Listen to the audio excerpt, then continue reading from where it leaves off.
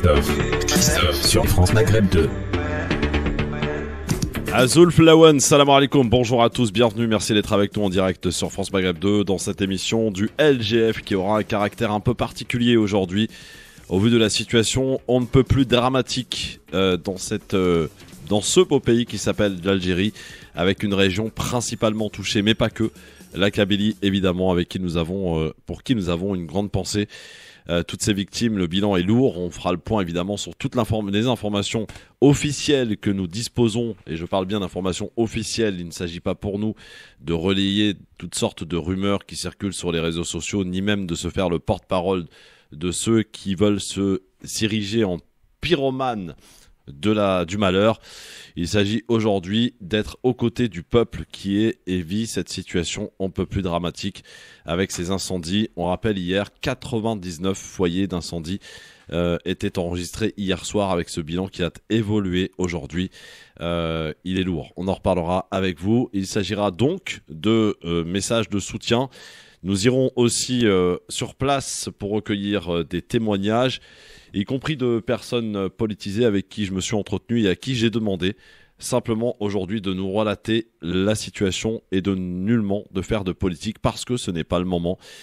Voilà, c'est encore chaud, les chairs sont chaudes, il ne faut pas évidemment en profiter pour régler ses comptes quand il y a un malheur. Le temps viendra pour que les comptes soient rendus et que chacun assume, si tant est qu'il y en ait, et il y en aura, des responsabilités dans tous les sens. À mes côtés aujourd'hui, Philippe Bouriaki, comment ça va mon Philippe ? Bonsoir, bonjour Christophe. D'abord, c'est un petit peu compliqué parce que j'étais censé souhaiter aux auditeurs et aux auditrices de France Maghreb 2 une belle et heureuse année, nouvelle année de l'Égérie en ce deuxième jour du mois de Muharram et une joyeuse année 1443 et évidemment je ne peux partager que ton émoi, ton émotion et mon soutien le plus total à ce pays magnifique qui m'est très important, qui s'appelle l'Algérie, et à cette région qui m'est chère, qui s'appelle la Kabylie. À tes côtés, Faiza Ben Mohamed qui est avec nous. Bonjour Faiza. Bonjour Christophe, bonjour Philippe, bonjour à tous les auditeurs et auditrices qui nous écoutent aujourd'hui. Alors ma chère Faiza, effectivement nous en parlions hier et au vu de la situation qui a évolué hier soir particulièrement, on ne pouvait pas évidemment ne pas y consacrer l'émission. Je pense que il est important. C'est un peu d'ailleurs étrange, mais en même temps on peut le comprendre, ce silence des médias. À moins que je me sois trompé et que j'ai pas regardé les bons, j'ai pas vu beaucoup de mots, d'images concernant la situation en Algérie dans les médias français. C'est un petit peu regrettable, tout en sachant quand même qu'il y a une diaspora algérienne importante en France. Il me paraissait normal quand même d'avoir, ne serait-ce qu'en bref, quand même d'en parler. Bon, évidemment, on est de tout cœur avec tous ceux qui sont victimes des feux, parce qu'il y en a beaucoup à travers la planète. Il y a des chiffres quand même qui sont extrêmement parlants. C'est 277 km de forêt partie en fumée en Californie, aux États-Unis. Et là, pour le coup, les politiques n'ont pas été non plus au rendez-vous. Donc c'est pour ça qu'il est important de ne pas régler ses comptes aujourd'hui.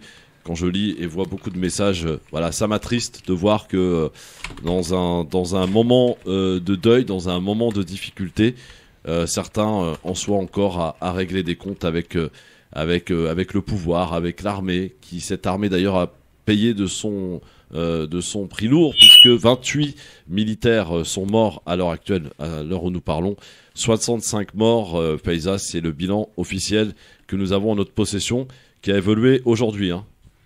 Oui, c'est ça. Alors le bilan, toujours provisoire, bien évidemment, parce qu'il y a encore des zones sinistrées qui sont inaccessibles de par le maintien des flammes en périphérie des forêts. Il était hier soir de 42 morts, dont 25 militaires, et il a été revu nettement à la hausse ce matin, où on recense 65 morts, dont 28 militaires et 37 civils. Alors pour l'instant, je vous fais juste un petit point hyper rapide.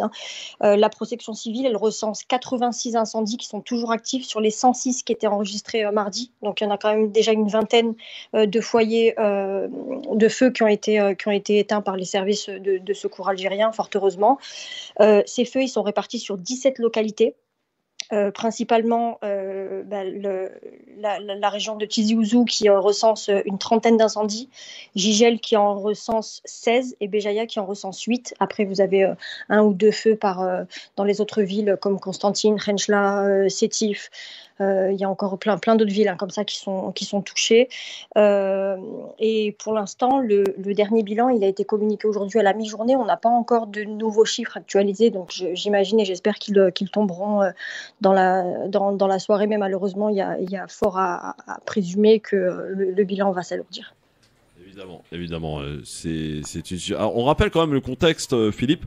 On est dans une zone particulièrement difficile. C'est une zone montagneuse qui complique la tâche des secours. Voilà, on rappelle, c'est important de le dire aussi, parce que voilà, les difficultés sont importantes.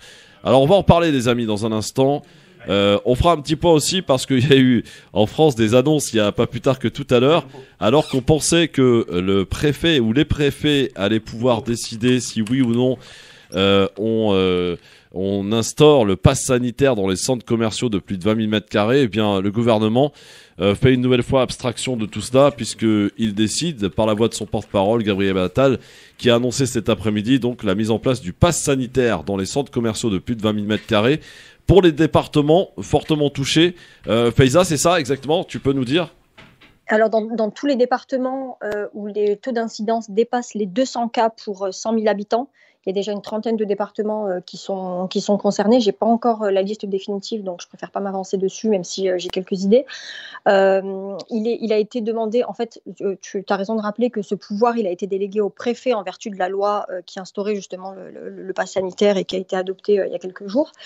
Et donc, le gouvernement demande au préfet de prendre ces arrêtés posant l'obligation du pass sanitaire dans les centres commerciaux de plus de 20 000 m².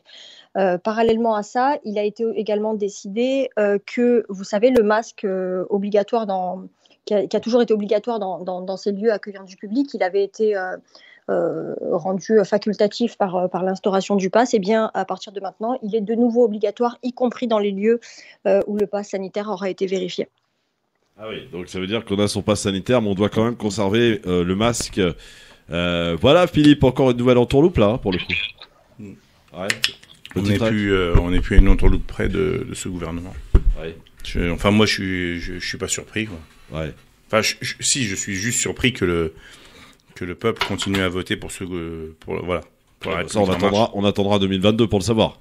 Ouais, mais tout est fait pour, de toute façon, te faire une bipolarité du paysage politique. Et donc, par conséquent, entre la droite extrême et l'extrême droite, ça va être compliqué de les départager.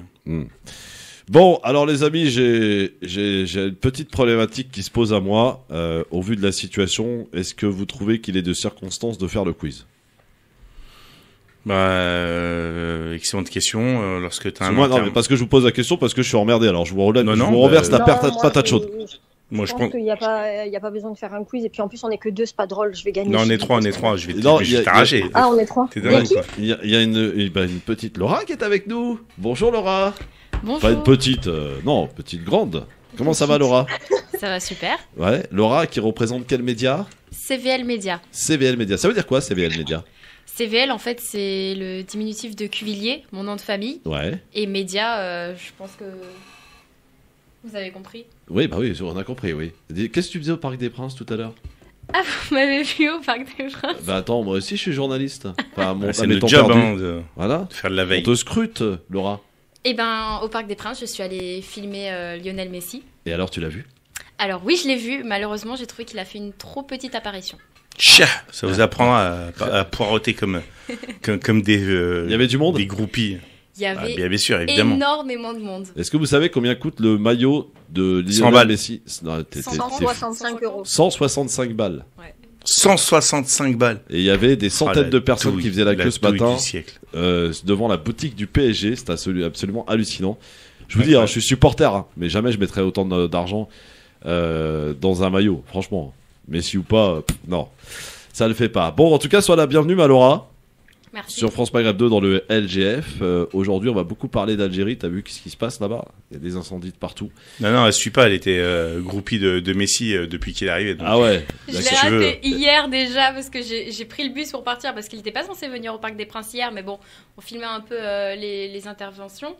Et quand j'étais dans le bus, il est arrivé, du coup j'étais dégoûtée. Alors Laura, pour celles et ceux qui suivent les lives de Philippe en manifestation, c'est cette fille que vous entendez parler tout le temps. Mais qu'est-ce que tu parles? C'est incroyable. C'est tombé, c'est une coiffeuse. Ah ouais.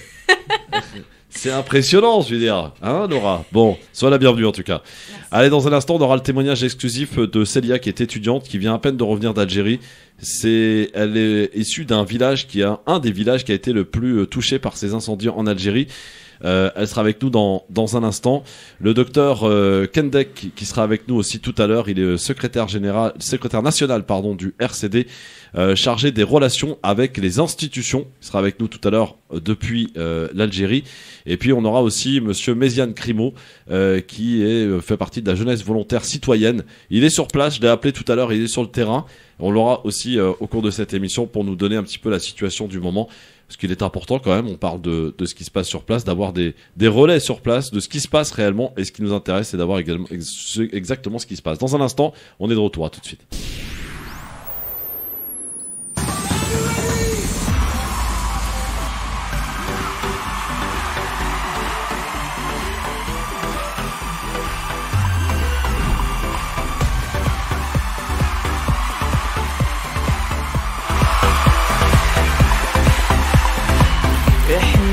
جيل جديد جوانا إصرار من حديد إننا نوصل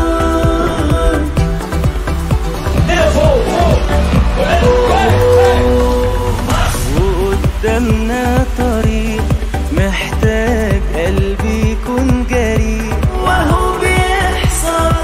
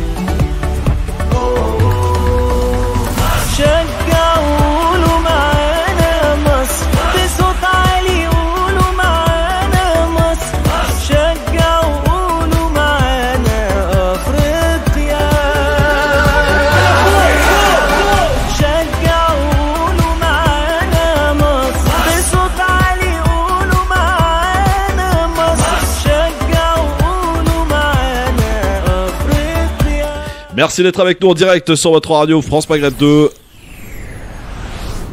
France Maghreb 2, France Maghreb 2.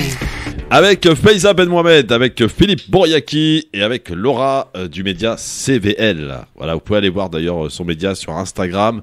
Sur quoi d'ailleurs? Instagram et quoi?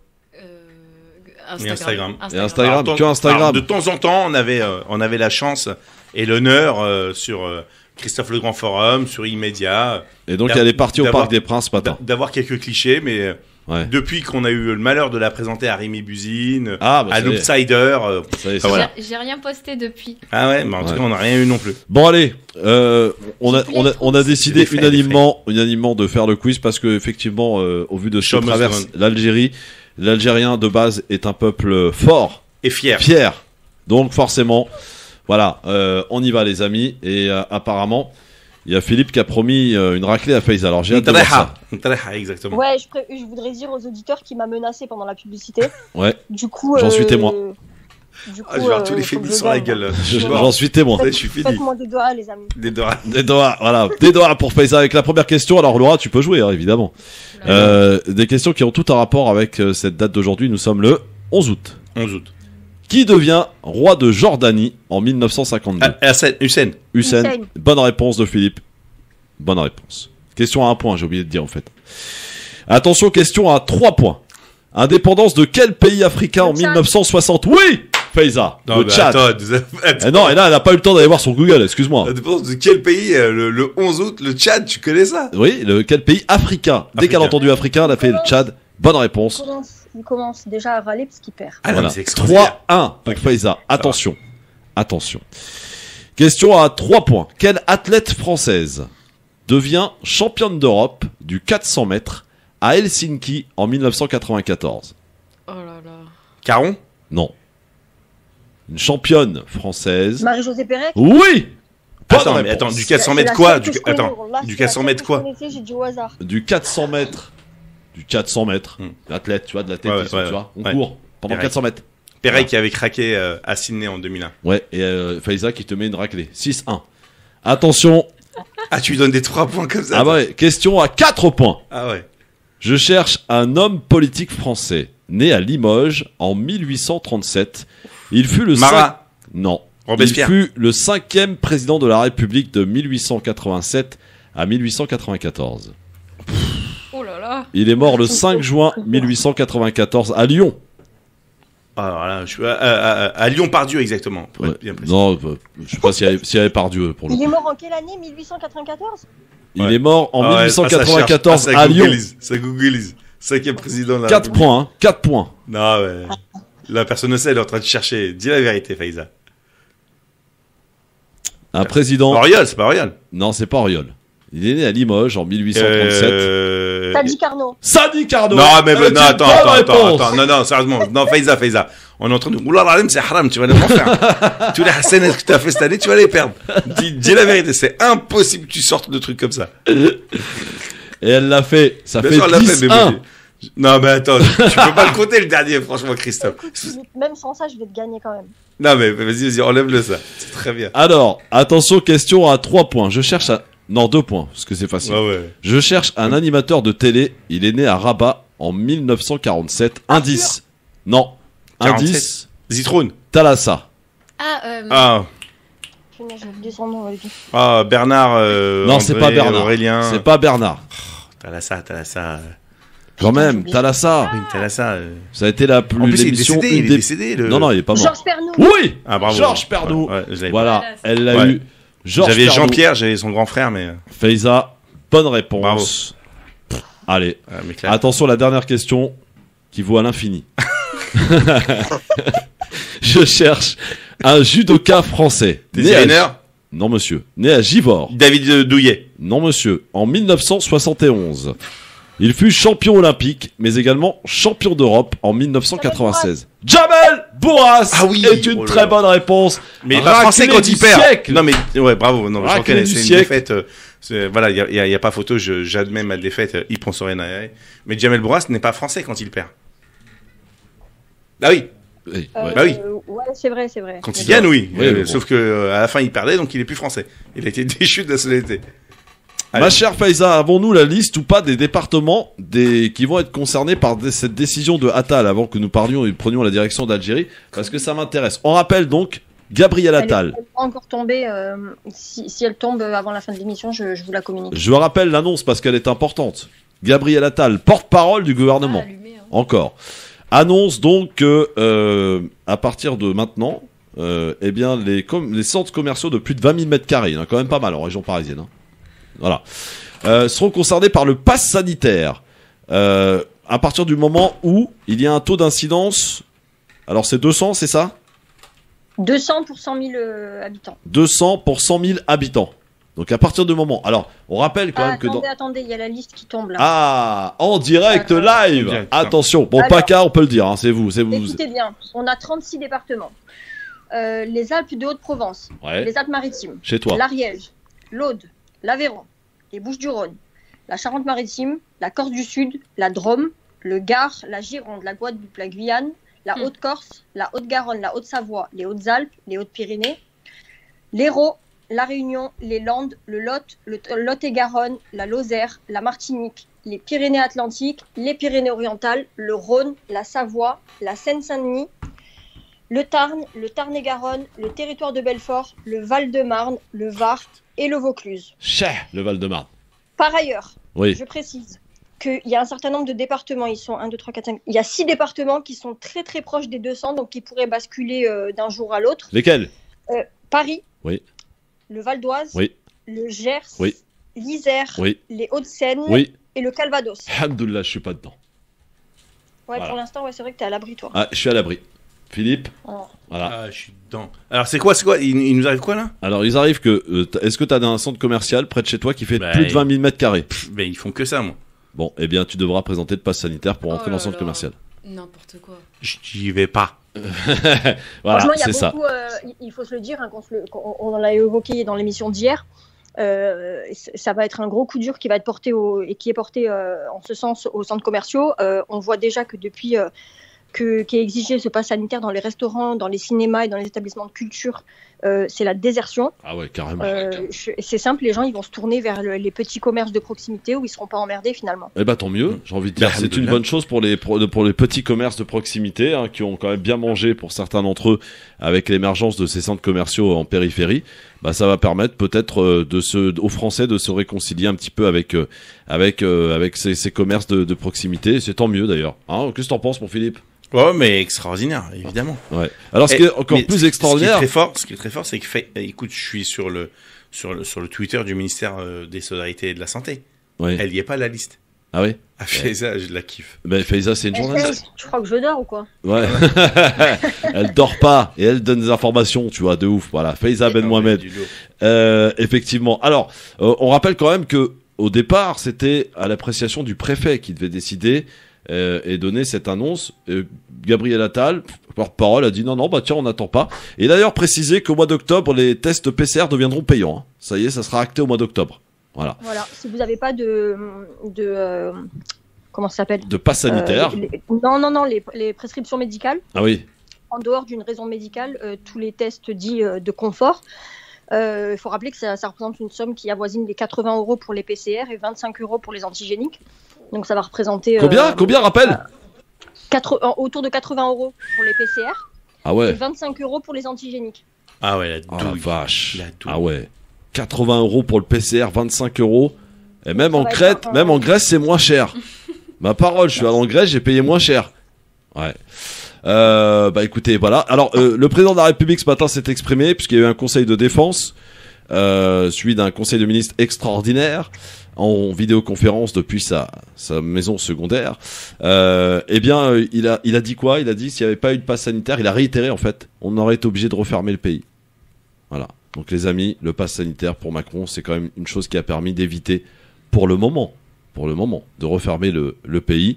Et puis il a aussi dit pas mal de choses sur le vaccin. Ah oui, qu'il y aurait une grande campagne de vaccination dans les lycées et les collèges à la rentrée. Sachant qu'on rappelle l'information quand même qui est importante et qui a mis beaucoup de gens en colère, c'est le pass sanitaire qui sera obligatoire pour les 12-18 ans, à partir du 30 septembre. Voilà un petit peu les informations qu'on souhaitait vous donner. Non, Laura, mais pourquoi ils disent oui. pas carrément clairement la vaccination obligatoire et puis point barre? Bah ouais, c'est ça. Ouais, c'est ça, ouais.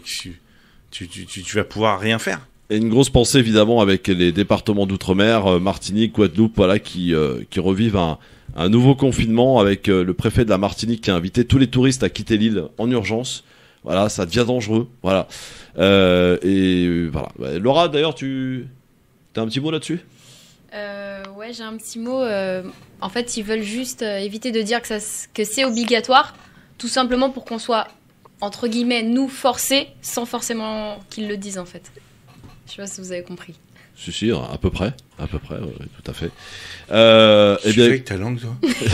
Alors les amis, Faiza Ben Mohamed, Philippe Pouriaki, Laura du média CVL avec nous.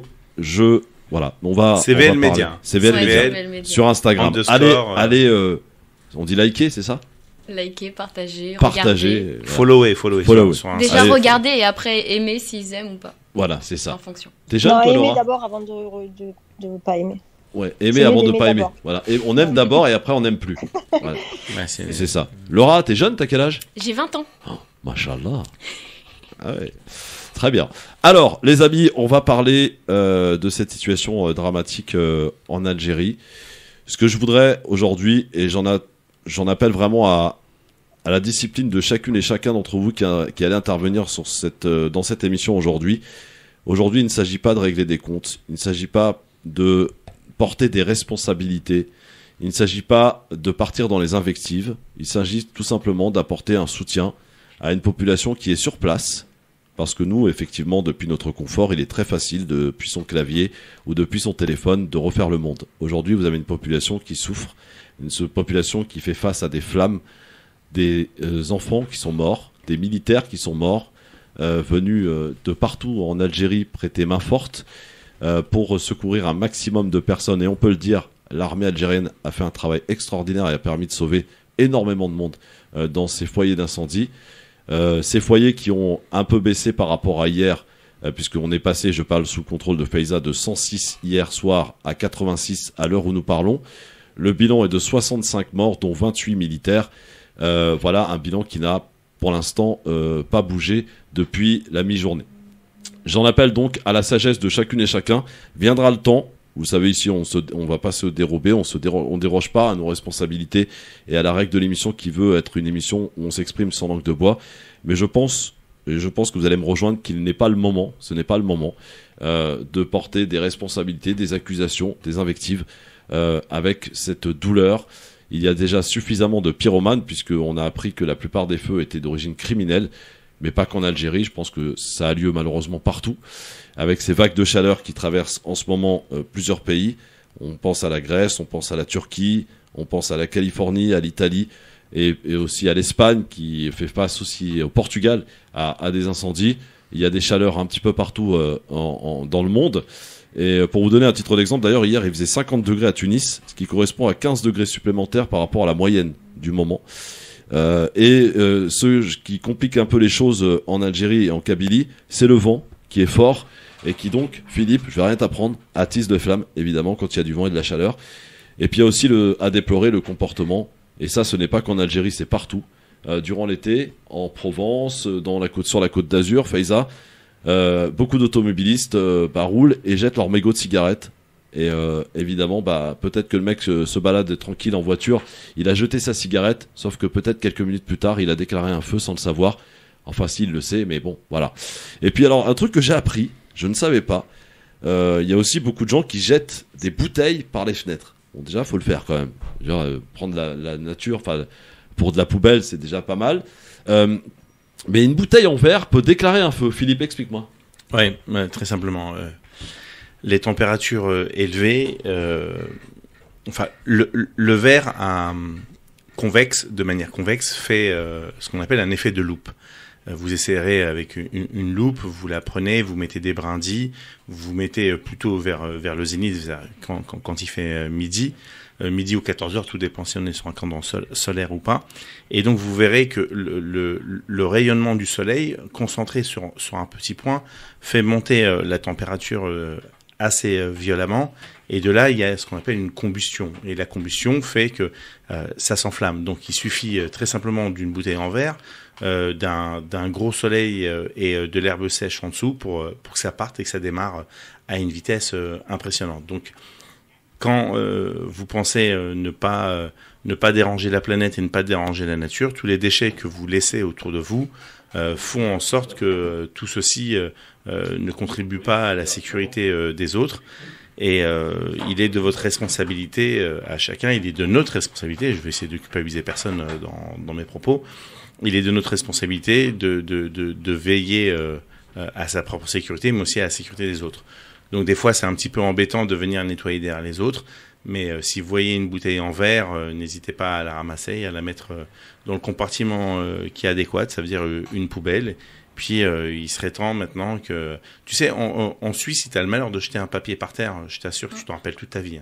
Ouais. Et donc, moi... il y a le comportement des gens, c'est vrai. Mais bien sûr, moi, le premier, je te dis honnêtement, voilà, ça m'est arrivé. Alors, pas en voiture, parce que je fume pas en voiture, mais ça m'est déjà arrivé de fumer, ça m'arrive souvent, malheureusement, de jeter mon mégot par terre. Et c'est vrai que quand on est dans une zone où il y a de fortes chaleurs, on fait un peu plus attention, c'est-à-dire qu'on attend de vérifier si le mégot est bien éteint avant de partir. Non, mais puis on jette pas son mégot par terre. Oui, non, oui, bien sûr, tu as raison. Ouais. Tu as raison. Tout simplement. Mais voilà, je vais pas dire que je le fais pas alors que je le fais. Donc voilà. Pour se détériorer, et les polluants que tu mets dans la nature, tu retrouves dans les sols. Oui, mais là, oui, d'accord, ok. C'est gentil, pas de problème. C'est pas gentil, c'est la réalité. Non, mais j'accepte la leçon d'écologie. Non, je t'explique juste mon comportement qui est regrettable. C'est même pas juste pour l'écologie, c'est juste pour la planète en fait. Oui, d'accord, Laura, mais vous êtes gentil, mais moi malheureusement ça m'arrive de faire des conneries comme beaucoup. Ça arrive. La différence de vous et des autres, c'est que moi je l'avoue. Voilà. C'est bien. Voilà. C'est déjà faute avouée, à moitié pardonnée, dit-on. Maintenant, faisons l'autre moitié. Voilà, c'est ça. Ne la faisons plus. Alors, premier témoignage des enfants, on accueille Célia. Elle est étudiante, elle est avec nous sur France Maghreb 2 dans le LGF. Bonsoir Célia. Bonsoir Christophe, bonsoir à tous. Merci d'être avec nous sur France Maghreb 2. Alors vous êtes issu d'un des villages qui a été le plus touché, ou les plus touchés, dans les incendies en Algérie. Vous avez votre famille sur place. Quelle est la situation, Célia ? Sincèrement, dramatique, vraiment apocalyptique, c'est vraiment les termes à utiliser. Moi, ma mère, elle était obligée de partir chez ma sœur pour pouvoir la mettre en sécurité. J'habite juste en face de l'Arba Nassiraten, qui est vraiment le village le plus touché, avec une trentaine, voire une quarantaine de morts. Ce qui est un bilan provisoire, donc les fouilles révèlent encore des morts. Voilà, donc il y a eu 26 militaires décimés dans Al-Arba Nassiraten, ce qui veut dire c'est juste un village en face de chez moi. C'est un village de ma commune, donc à côté de Zirachud. C'est infernal. Il y a des sinistrés partout. On est meurtris, je peux dire qu'on est meurtris. Moi, personnellement, je suis meurtrie. Mes voisins sont meurtris, ma famille, tout le monde sont attristés. Voilà. Célia, tout à l'heure, vous me disiez en antenne, avant qu'on commence cette émission, que vous aviez déjà la boule au ventre avec cette épidémie de Covid-19 et ce manque cruel de médicaments et d'oxygène en Algérie. Et c'est une double peine en quelque sorte, et vous avez encore plus la boule au ventre puisque avec ces incendies, vous êtes votre famille est là-bas sur place et vous suivez de près. Et dès que vous apprenez une nouvelle, voilà. Tout à fait, Christophe. Ouais, parce qu'on était vraiment, l'Algérie actuellement fait face aux variantes Delta. C'est vraiment une vraie hécatombe. Je le dis déjà dans mon village, j'avais perdu plein de voisins. J'ai un cousin qui a perdu sa mère et sa cousine et sa sœur en 24 heures. Donc juste pour vous dire un peu la situation. Le manque d'oxygène fait des ravages, il faut l'avouer et tout. Les Algériens étaient vraiment là à combattre un ennemi qui est la Covid et tout. Et soudainement, on se retrouve, particulièrement la Kabylie qui est la plus touchée actuellement par les incendies. Là, actuellement, je t'avoue, Christophe, qu'ils ont oublié la Covid. Ils sont avec les incendies, malheureusement. Les gens meurent, voilà, meurent de la Covid, meurent des incendies, malheureusement. Et voilà, les gens sont impuissants, il faut le dire. Qu'est-ce qui reste de votre village, Célia, aujourd'hui ? Vous savez, mon village est un peu moins touché, mais les alentours, vraiment, surtout l'Arba Nassiraten, vu que moi, j'ai un peu la chance que mon village soit un peu dans la plaine. Donc, on n'a pas totalement de forêt et tout, mais tous les villages, les alentours, c'est-à-dire, j'ai un village que je regarde en face qui a pris feu, c'est vraiment là où il y a eu le plus de morts et tout. L'Arba Nassiraten, quasiment, il y a eu, je crois, une trentaine de morts.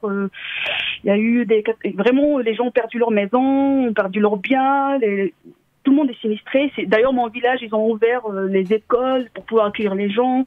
Les hôtels ont été ouverts, les appartements. Les gens, à titre individuel, accueillent les gens pour pouvoir vraiment. C'est vraiment la solidarité qui nous réchauffe le cœur actuellement parce que vraiment, on est meurtris. J'avoue qu'on est meurtris. Célia, merci beaucoup en tout cas et beaucoup de courage pour vous et votre famille sur place en Algérie. et dans cette région si belle de Kabylie. Et merci beaucoup Célia et beaucoup de courage en tout cas. Merci beaucoup Christophe et je vous remercie pour votre accueil et au revoir. À très bientôt, merci beaucoup Célia. On rappelle aussi au-delà bien entendu de cette catastrophe perte humaine, il y a aussi, alors là Philippe c'est important, des arbres millénaires qui ont été brûlés, des champs entiers d'oliviers qui sont partis en fumée, et qui était d'ailleurs une raison de vivre ou de ressources pour certaines personnes, sans oublier les bêtes, les vaches, les singes aussi, parce que du côté de Artoulon, pour ceux qui connaissent, il y a beaucoup de singes, c'est un endroit qu'on aime visiter. C'est une réserve naturelle. Voilà, c'est une réserve naturelle. Il y a aussi beaucoup de pertes côté des animaux, on en parle moins forcément, mais c'est aussi à signaler. Et voilà, quand on brûle un arbre, Philippe, écologiquement parlant, c'est aussi dramatique. On brûle la vie, tu sais. C'est le fameux 333. Tu te rappelles, j'avais fait une chronique là-dessus, un avis tranché. Un être humain peut rester 3 semaines sans manger, 3 jours sans boire et 3 minutes sans respirer. Voilà. À chaque fois qu'on abat un arbre, on 3 minutes sans respirer. 3 minutes. C'est sauf. Il reste 3 minutes avant la pub. On peut tester éventuellement. Non, moi je ferais moins que ça, mais même avec voilà. En gros, si tu pars en apnée, au max, tu vas tenir 3 minutes. Au bout de 3 minutes, ça c'est fini. Après, tu deviens un dauphin, quoi. Ce que je veux dire, c'est que il y a deux formes de production, de captation du gaz carbonique. C'est d'abord l'océan, quasiment à 75, et 25 les forêts et les arbres que nous avons. La seule différence, c'est que aussi bien que l'océan capte, mais ne produit pas de l'oxygène suffisamment pour qu'on puisse respirer. Par contre, les arbres produisent cet oxygène. Et si vous avez moins d'arbres, forcément vous avez ce gaz carbonique, ce CO2 qui se retrouve dans ce CO, pardon. Parce que le CO2, c'est le dioxyde de carbone. Ouais, c'est pas la même chose. Ouais, mais il faut du CO pour faire du CO2, tu vois. Le CO2 peut devenir, du CO peut devenir du CO2. Bref, c'est juste chimique. Mais le CO dans l'atmosphère participe au gaz à effet de serre. Ça veut dire qu'il enveloppe d'une pellicule la planète, qui retient les rayons solaires qui pénètrent, mais qui ne peuvent pas repartir, qui sont renvoyés tel un miroir. Et comme ils sont renvoyés, ils participent au réchauffement climatique. Et donc le réchauffement climatique fait qu'aujourd'hui, aussi dingue que ça puisse être, il y a le feu au Groenland, il y a le feu en Sibérie, et le réchauffement climatique fait que la fonte des glaces, et y compris en Sibérie, va libérer des millions de tonnes de CO qui vont aussi contribuer au réchauffement climatique par gaz à effet de serre. En fin de compte, c'est la spirale infernale. Donc, si on protège pas nos arbres, tout compris, les amis. Si on protège pas nos arbres, c'est moins d'oxygène, mais augmentation des gaz à effet de serre dans l'atmosphère, et donc augmentation des chaleurs qui vont être intenables et invivables. Et donc fonte des neiges, fonte des glaciers, augmentation du niveau de l'eau. Donc toutes les villes côtières, ça tu peux les balayer. Il y aura pratiquement 1/10 de la planète qui va disparaître. Et on sait que l'être humain de naissance de manière vitale vit là où il y a un point d'eau, mais surtout participe au refroidissement du Gulf Stream, qui lui, s'il se refroidit, il ne fait plus son circuit qui part du nord de l'Europe et qui va jusqu'au golfe du Mexique. Et par contre, les anticyclones vont être de plus en plus forts, les cyclones de plus en plus forts, les ouragans de plus en plus forts. Enfin, voilà, tout ça. L'écolo à l'école, ça serait pas une matière superflue finalement? Ça devrait même être, je vais pas dire obligatoire parce que j'aime pas le mot obligatoire, tu le sais, mais ça passe par les générations futures et ça passe par l'éducation, mais je crois pas que c'est la priorité du gouvernement actuel. Quand je vois le tweet de Macron par rapport au GIEC, il m'a donné la nausée, quoi. Blague à part. Bon, Faiza, t'as tout compris, j'espère? Oui, j'ai écouté bien attentivement. On a pris notre cours, voilà. Laura, t'as tout compris, c'est bon? Oui. Très bien. Dans un instant, on aura Youssef qui nous attend au téléphone, qui souhaite intervenir. Évidemment, vous pouvez nous appeler au 01 40 33 9000 pour nous donner votre sentiment, votre message de soutien, et puis surtout de nous donner des nouvelles de vos proches, bien sûr, de votre localité dont vous êtes originaire. C'est un peu ça que doit servir aujourd'hui cette émission. 01 40 33 9000. N'hésitez pas, on est de retour très vite, les amis. À tout de suite.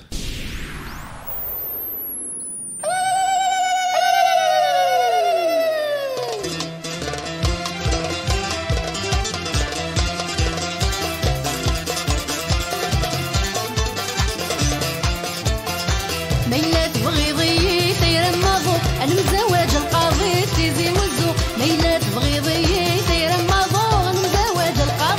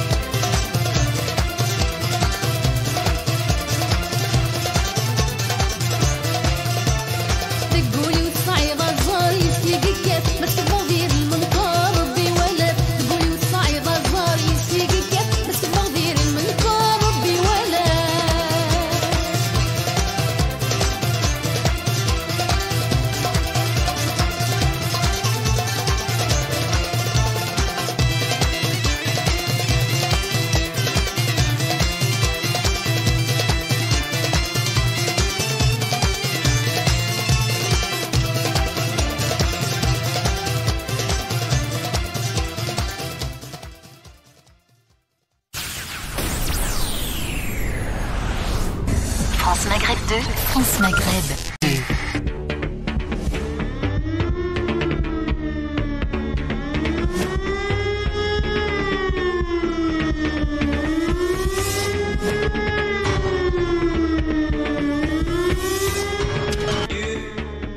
Christophe sur France Maghreb 2. Le grand forum sur France Maghreb 2, merci d'être avec nous avec Faiza Ben Mohamed qui est avec nous. Toujours pas d'informations sur un bilan éventuel ou des informations qui nous viennent d'Algérie? J'étais en train de regarder pendant la pluie, il n'y a toujours rien du tout, il n'y a aucune communication récente. Alors, on va juste relayer les informations qu'on a en notre possession, à savoir que la Tunisie a proposé son aide à l'Algérie en envoyant un Canadair pour faire face aux incendies. La ville de Marseille, par la voix de son maire, monsieur Benoît Payan, a proposé l'aide de la ville de Marseille en envoyant des marins-pompiers sur place. Il y a eu des messages de soutien aussi de la France, de la Turquie, de l'Allemagne, de beaucoup de pays à travers le monde.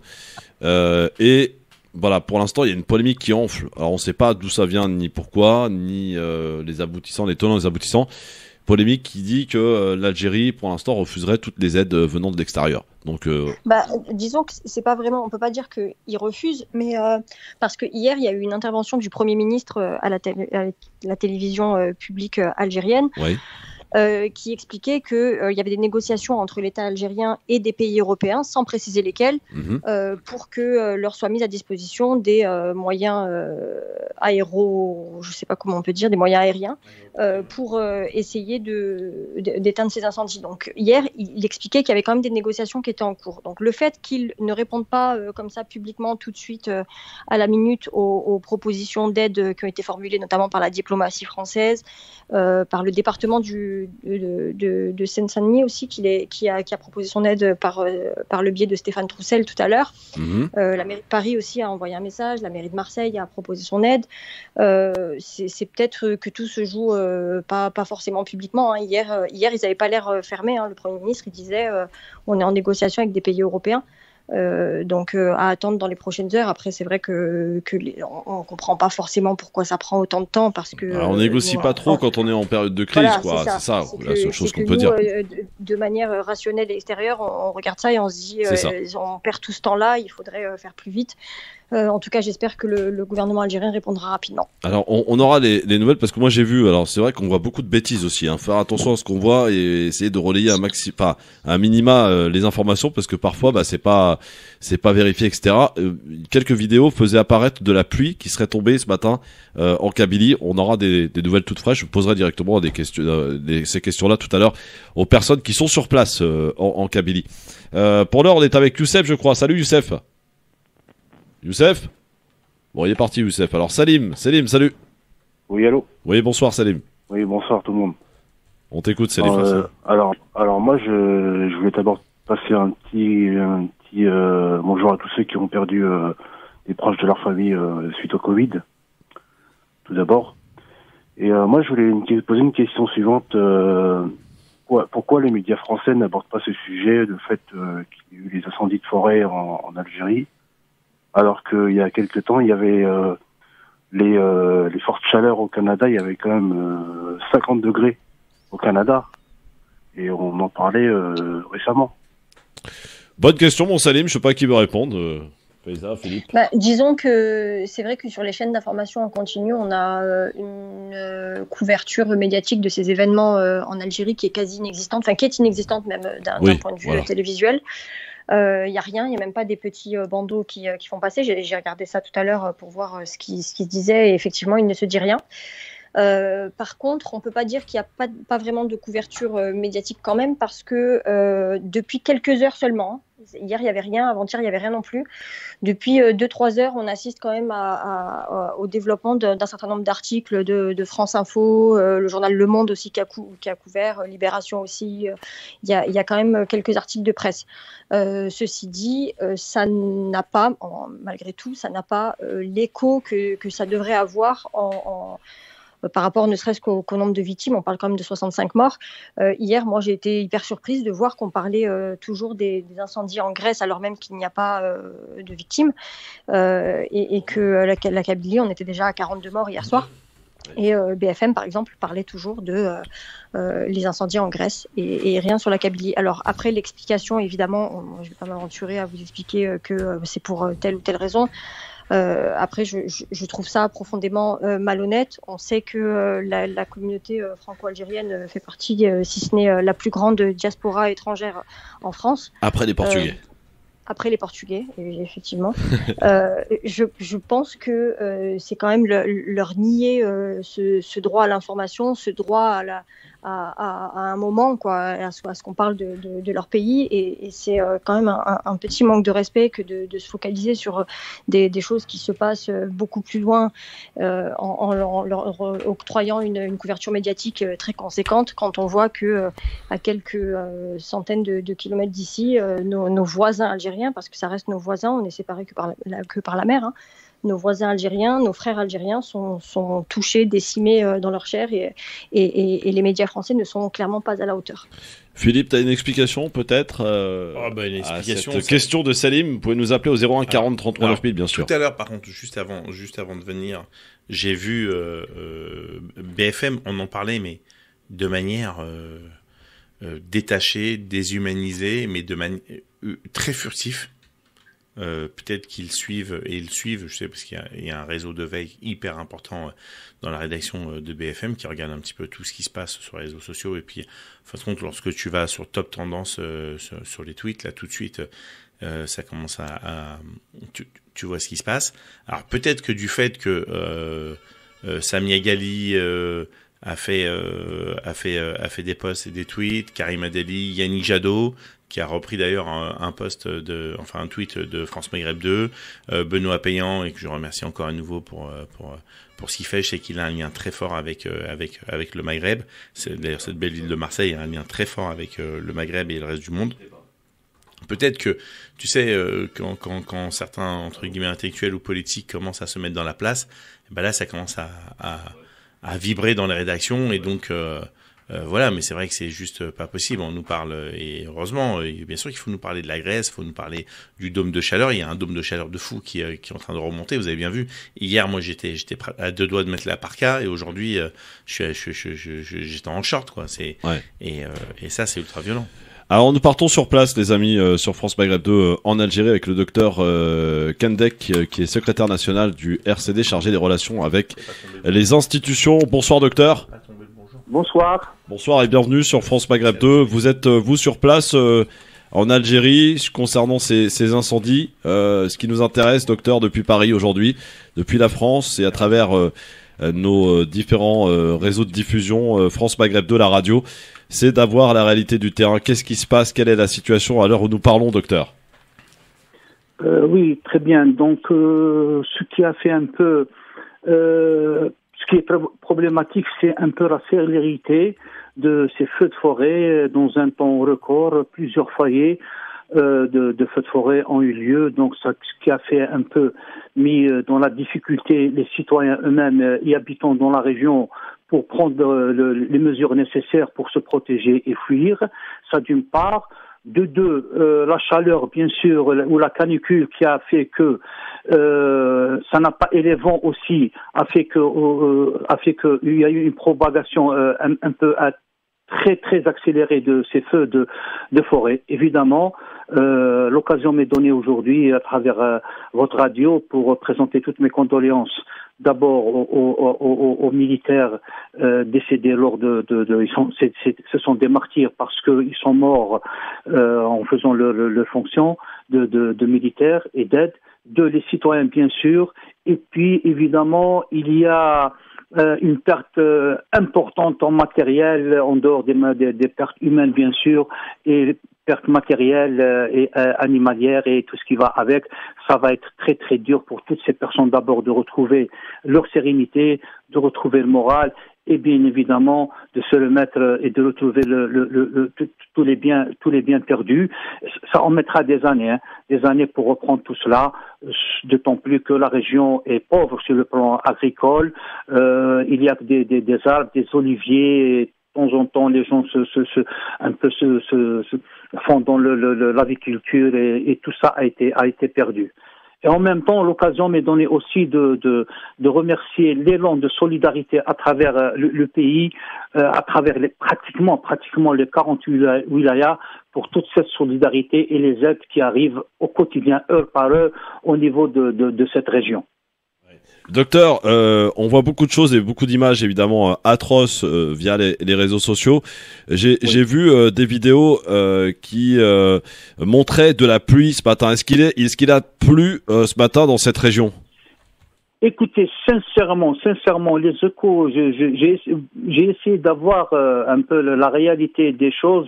Même il y a eu des gouttelettes, mais je ne pense pas qu'à travers cette pluie, qu'on puisse quand même arrêter tous ces incendies. Ce n'est pas évident. D'autant plus que, vous savez très bien, on est en période estivale, tout est sec, ça brûle vite et ça prend de l'ampleur vite. Par contre, ce qu'il faut souligner aujourd'hui, c'est que même le gouvernement algérien reconnaît la criminalité de ces feux, de forêt. Il y a eu des arrestations d'ailleurs. Il est important aujourd'hui que ce même gouvernement prenne les choses au sérieux et démasque ces criminels. Exactement, et il y a eu d'ailleurs des arrestations, je crois, hier, 2 personnes ou 3 qui ont été arrêtées, nous dit-on. Il y a l'aide, effectivement, à travers les 40 wilayas que vous soulignez, docteur, à juste titre, et il y a cette aide et cet élan de solidarité aussi à travers les diasporas algériennes à travers le monde. Écoutez, de toutes les façons, d'une manière générale, l'être humain est connu, mais particulièrement l'Algérien est connu. Nous avons vécu des moments très difficiles auparavant, les séismes, Bab el Oued, d'autres feux de forêt, d'autres catastrophes. Et à chaque fois, l'Algérien a été à la hauteur des attentes, à la hauteur de la solidarité voulue par l'humanité, par l'être humain lui-même. C'est quelque chose d'extraordinaire quand l'Algérien a de la confiance quand l'Algérien voit que son pays ou son peuple ou ses concitoyens sont dans le danger. Le peuple algérien, que ce soit de l'étranger ou de l'intérieur, a été toujours à la hauteur de ses attentes. Ça, c'est quelque chose d'extraordinaire. C'est ce qui nous donne confiance à continuer à nous battre pour ce pays et pour ce peuple. Quel est l'état d'esprit de ceux qui sont évidemment touchés par ces incendies, docteur Kendek? C'est important parce que voilà, beaucoup de gens sont inquiets, n'arrivent pas forcément à joindre leur famille pour avoir des nouvelles. Quel est un petit peu l'état d'esprit général? Oui, c'est vrai, à travers les échos que nous avons vus, à travers les vidéos que nous avons vues, c'est vrai qu'au moment du sinistre, les gens, certains, c'est un peu normal, c'est être humain, c'est le médecin qui parle ici, on perd sur le plan psychologique, on perd, je dis entre guillemets, en touchant mes 2 doigts, on perd les pédales. Mais sincèrement, au jour d'aujourd'hui, les choses commencent à se mettre en place. C'est vrai qu'aujourd'hui, c'est place au bilan des pertes, mais sinon les gens reprennent confiance et ce qui a fait tout ça, c'est les aides qui arrivent d'une manière constante au niveau de ces communes, de ces villages. C'est ce qui fait redonne confiance à nos concitoyens là-bas. Mais sinon, c'est vrai que c'est difficile de remonter la pente, mais cette pente sera remontée, j'en suis sûr, par le courage des Algériens, par le courage de ses concitoyens, par le courage des habitants de ces régions-là. Docteur, j'en profite pour une dernière question, puisque l'Algérie fait face à ces incendies, en particulier en Kabylie, on rappelle. mais aussi fait face, et un petit peu comme l'ensemble du monde entier malheureusement, à cette pandémie du Covid-19. On a l'impression, à entendre ce qui se passe depuis la France, que la pandémie a fortement remonté avec l'apparition de ce fameux Delta qui est présent en Algérie. De quoi a besoin aujourd'hui l'Algérie concrètement? Parce qu'on voit beaucoup d'appels aux dons d'appareils respiratoires, de médicaments. Est-ce que vous pouvez nous dire aujourd'hui concrètement de quoi a besoin l'Algérie et quelle est la situation réelle de cette pandémie en Algérie? Catastrophique, maîtrisée, pas maîtrisée? Dites-nous. Non, d'abord aussi, c'est vrai que l'occasion m'est donnée aussi à travers votre radio de vous dire que la chose suivante, c'est que nous, nos gouvernants ne retiennent pas les leçons. Le RCD a eu déjà en 2018 à dénoncer la problématique de l'oxygène par rapport au marché conclu entre Allemands, l'opacité de la conclusion de ces marchés-là. Et aujourd'hui, on paie les pots cassés, on paie cette politique de non-transparence. Ça d'une part. De deux, aussi, tout le monde savait qu'il allait avoir une troisième vague. Alors une vague beaucoup plus grave parce que c'est un variant. Aussi, on ne s'est pas préparé et les gouvernants ne se sont pas préparés par rapport à cette troisième vague. Aujourd'hui, nous le payons cher parce que c'est vrai, qu'on le veuille ou non, même s'il n'y a pas une communication transparente de la part des gouvernants, les hôpitaux sont dépassés, il n'y a pas d'oxygène et les gens meurent, non pas par prise en charge, meurent par manque d'oxygène. Donc ça, c'était une situation, à dire, en reprenant les propos du ministre de la Santé, qui est un confrère, dire que dorénavant, on doit choisir les malades qui doivent recevoir l'oxygène et les malades qui ne doivent pas recevoir l'oxygène. C'est impensable, c'est inhumain, c'est non-assistance à personne en danger. C'est un ministre de la Santé qui parle, un médecin qui parle de ceci. C'est inconcevable, c'est d'abord incompréhensible et inacceptable. Très bien. Merci beaucoup, docteur, d'être intervenu sur France Maghreb 2. Docteur Kendek, on rappelle, vous êtes secrétaire national du RCD, chargé des relations avec les institutions. Merci beaucoup, docteur. Merci à vous. Au revoir. Et on sera tout à l'heure à 17h30 avec quelqu'un qui sera, pour le coup, sur le terrain. Il sera avec nous tout à l'heure. C'est Crimo Méziane. Qui lui fait partie de la jeunesse volontaire citoyenne et il est sur place, je l'ai eu tout à l'heure, je l'ai chargé de trouver un endroit où il peut capter parce que évidemment dans les montagnes sur place c'est assez compliqué. Voilà, vous l'avez compris, il nous donnera là pour le coup encore un peu plus d'informations concrètes puisqu'il lui se situe sur place en espérant qu'on puisse le joindre bien entendu. Bon, Faiza et Philippe, Laura avec nous aujourd'hui. Alors je pense qu'on est avec notre ami, il est où là? Hop, il est parti encore notre ami Youssef. 01 40 33 9000 les amis pour intervenir, vos messages de soutien pour nous donner un petit peu des nouvelles de vos familles sur place, de la situation évidemment chaotique, catastrophique. Faiza, il est important de rappeler que les feux sont pas éteints. Il reste encore 86 foyers allumés. Il reste toujours 86 incendies actifs, donc on est loin de réussir à tous les éteindre. Et par contre, il y a quand même un truc qui est positif, parce qu'il ne faut pas voir que ce qui ne va pas, c'est que hier, tout au long de la journée, ces feux, ils n'ont fait qu'augmenter. On a commencé au départ avec 13, ensuite ça a monté à une quarantaine, et puis c'est monté 73 jusqu'à atteindre 99, puis 103. Aujourd'hui, ça diminue, donc c'est que quand même les opérations de secours, elles commencent à peine à porter leurs fruits, et en espérant que, bien évidemment, le prochain bilan il soit encore diminué. Mais voilà, tout ça pour vous dire que si hier, tout au long de la journée, ça n'a fait qu'augmenter, maintenant, on est quand même dans une décrue légère, tendance à la baisse. En termes de tendance à la baisse. On rappelle, Philippe, la difficulté supplémentaire pour les secours. On est dans une zone montagneuse. Ouais, tout à fait. Voilà. Non, mais ça complique fortement les choses. Il y a deux difficultés majeures. Bien sûr, quand le terrain est escarpé, les camions ne peuvent pas accéder au plus près, en tout cas, des incendies. Il faut le dire de manière honnête. Très peu de pays au monde, et l'Algérie en fait partie, ne sont pas dotés de Canadair pour pouvoir intervenir, et puis on est loin de points d'eau ou de la mer. Je crois de mémoire, sérieusement, c'est pas pour faire cocorico, mais le pays le mieux doté, et même nous on voit que c'est faible, c'est la France. D'ailleurs on a envoyé des Canadair, 1 ou 2 Canadair en tout cas pour aider en Grèce. Et le vent, ce vent tourbillonnant, c'est-à-dire que le problème du vent, c'est que bien évidemment ça attise les flammes, hein, pour qu'il y ait incendie, il faut source de chaleur, combustible et carburant, comburant, hein, pas carburant. Carburant, ça vient alimenter plus, enfin ça vient propager et ça vient surtout démarrer pour que ça soit plus rapide. Mais surtout, lorsque tu as des vents tourbillonnants, tu pars à l'est, à l'ouest, au nord, au sud, et les braises transportées par des vents tourbillonnants peuvent d'un seul coup, c'est pour ça que des fois t'as des départs à plusieurs dizaines de kilomètres du foyer principal. T'as un départ d'un autre feu, mais qui vient initialement du foyer principal parce que les braises ont été transportées par le vent. Par le vent, ouais. Voilà, donc faut faire attention sans rentrer dans la paranoïa, etc. Mais c'est sûr que quand c'est simultané, qu'il y a des départs de feu simultanés, il y a forcément une action volontaire. Ouais. Tu vois, il peut pas y avoir 19 tessons de bouteilles qui ont démarré en même temps à 19 lieux différents. Bien sûr. Ça, c'est pas possible.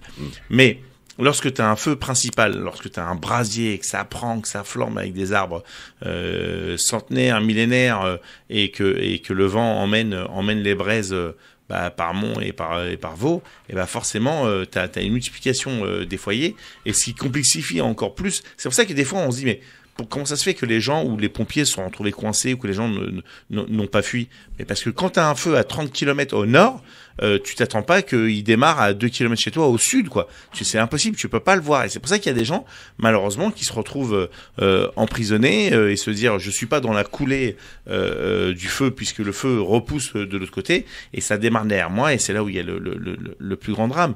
Donc lorsqu'il y a un incendie, même si vous êtes je sais que c'est difficile hein, de quitter sa maison, je sais que c'est difficile surtout il y a des gens qui sont scrupules lorsque les maisons, on le voit bien, lorsqu'il y a eu des inondations, etc.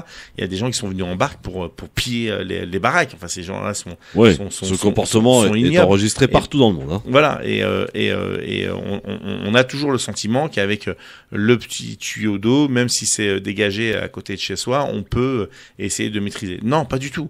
Les braises vont faire que les flammes vont démarrer de votre toit ou de votre grange et malheureusement on assiste à des drames et c'est affreux, c'est horrible. Il est important aussi, et ça lorsque à l'époque il y avait la transhumance c'était les bergers qui allaient dans les alpages, etc. Et on n'a pas connu ça, Laura. Et non, ouais, si, je sais pas, non, si la transhumance ça se fait encore, hein, difficilement, mais ça se fait. Et donc en fin de compte, t'as les chèvres, t'as les vaches, t'as les brebis qui vont manger au pied des arbres et qui vont en fin de compte déblayer toutes ces herbes mortes, toutes ces herbes sèches. Si t'en as marre de la tondeuse, tu prends une chèvre. Ah bah il y a rien de mieux que cette chèvre. Mais le problème c'est qu'elle va tout bouffer, la chèvre. Ouais, si t'as un rosier, etc., ça va te faire bizarre. Comment elle arrive à bouffer un rosier, ça pique? Pas pour elle, c'est la rigolade, c'est du cure-dent. Bon, vos appels 01 40 33 9000 les amis, pour nous appeler bien sûr Youssef, qu'on va finir par avoir, hein, j'espère. Salut Youssef. Bonjour, décidément, j'arrive à passer. Alors, je salue, messieurs, dames, monsieur, comment il s'appelle, celui qui parlait là. Monsieur Boyaki, Philippe Boyaki. Ouais, Philippe, ouais, bah. Écoutez, moi, je suis très, très étonné que, j'écoutais ce matin un journaliste de la Hayat qui parlait, il disait c'est impossible, même avec des spécialistes de la forêt, ils disent tous les feux ont commencé en une nuit, entre minuit et 1h du matin, et c'est pas la première fois que ça s'est passé. Donc il y a, je crois que c'était l'année dernière, ça s'est passé, ou il y a 1 an et demi, avant la pandémie, ça s'est allumé à Tipaza, Zeralda, là où il y a les forêts, et on se pose des questions lorsque je vois, actuellement, par exemple, vous avez le ministre sioniste là, qui est de la monarchie marocaine, qui font la fête, et je me demande, parce que lorsque j'écoute... Youssef, personne fait la fête, y compris au Maroc, personne fait la fête de ce qui se passe en Algérie. Arrêtez avec vos bêtises. Il faut en parler, monsieur Christophe. Oui, mais il faut pas dire n'importe quoi, Youssef. C'est important aussi de parler, c'est bien, mais de dire n'importe quoi, c'est autre chose. Et je peux pas te laisser dire que les ministres marocains font la fête. Faut arrêter de dire n'importe quoi. Que ce soit de l'Égypte ou même du gouvernement même algérien ou même tunisien. Pourquoi vous, moi je crois, expliquez-moi certains Marocains qui sont en exil, qui critiquent ouvertement ce qui se passe au Maroc. Youssef, est-ce que c'est le moment de parler de ça d'abord? Youssef, je te pose la question, réponds-moi. Est-ce que c'est le moment de parler de ça? Son indépendance. Bon, voilà. Youssef, soit tu m'écoutes ou soit tu fais un monologue, mais voilà. Est-ce que c'est le moment de parler de ça d'abord? Je pense pas. Oui, de deux. Je crois que c'est un peu lié parce que moi, surtout dans les régions, le feu, ça s'est produit toujours dans les régions les plus escarpées où il n'y a pas beaucoup de moyens pour y accéder, des villages qui sont sur les hauteurs. C'est très important les endroits où ça s'est passé. Il n'y a pas que dans les environs de Zizou. Il y avait à Sétif, il y avait vers l'ouest, tous les endroits où il y a des forêts. Est-ce que vous trouvez que c'est anodin cette histoire-là? Ouais, Faiza répond parce que voilà. Youssef, en fait, bonjour monsieur. La question de la criminalité de ces incendies, personne, je pense, ne la remet en cause. D'ailleurs, c'est même la version officielle qui a été servie non seulement par le ministre de l'Intérieur algérien, comme par le Premier ministre. On nous explique qu'il y a 50 départs de feu simultanés dans des régions et où les incendies sont très difficiles à éteindre, où le feu prend très vite, et a fortiori en plus le jour de la semaine où la température était la plus chaude et les vents les plus forts. Donc toutes les conditions étaient réunies pour que justement ces feux prennent très vite, et donc ça laisse penser les autorités algériennes que ces feux sont évidemment d'origine criminelle.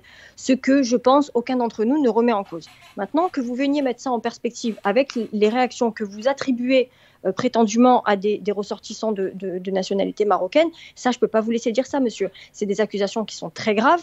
Soit vous avez des faits étayés, des preuves, et vos informations, elles sont sourcées, et à ce moment-là, eh bien, on doit, et moi je suis de franco-marocaine, donc nous, Marocains, on devra demander des explications à nos gouvernants, à nos dirigeants. Soit vos accusations, elles ne sont basées que sur du n'importe quoi, comme on voit sur les réseaux sociaux, de la part de comptes fake ou des choses, ou alors on spécule. Et si on spécule, c'est très grave, parce qu'on est dans un moment de deuil où nous, Marocains, on est tous solidaires de ce qui arrive au peuple algérien. On est tous mobilisés, on relaie les cagnottes, on essaie de donner des informations qui sont fiables, qui sont sourcées, on essaie de mobiliser. On essaye d'informer, en tout cas moi par mon métier de journaliste, on essaye d'informer, de sensibiliser vraiment à travers le monde sur ce qui se passe et sur le drame que vit la population algérienne. On est solidaire de l'Algérie, et il est absolument insupportable pour la citoyenne franco-marocaine que je suis, que vous puissiez aujourd'hui porter des accusations sur le peuple marocain, alors même qu'il y a encore des corps qui sont chauds et qui n'ont pas encore été découverts par les autorités. On est sur un bilan humain. S'il vous plaît, monsieur, et c'est pas personnel ce que je vous dis, mais s'il vous plaît, monsieur, gardez en tête que le moment n'est pas à la polémique, au même titre que ceux qui voudraient voir la main du gouvernement algérien derrière ces incendies, je trouve ça insupportable. Et bien ceux qui voient la main du gouvernement marocain alors qu'il y a encore des corps qui sont vraisemblablement en train de brûler, je trouve ça d'une indignité sans nom. Voilà, et heureusement que je l'ai rappelé d'ailleurs tout à l'heure en début d'émission. Hein. Bon, Youssef, on va se séparer aujourd'hui, pour le moment en tout cas.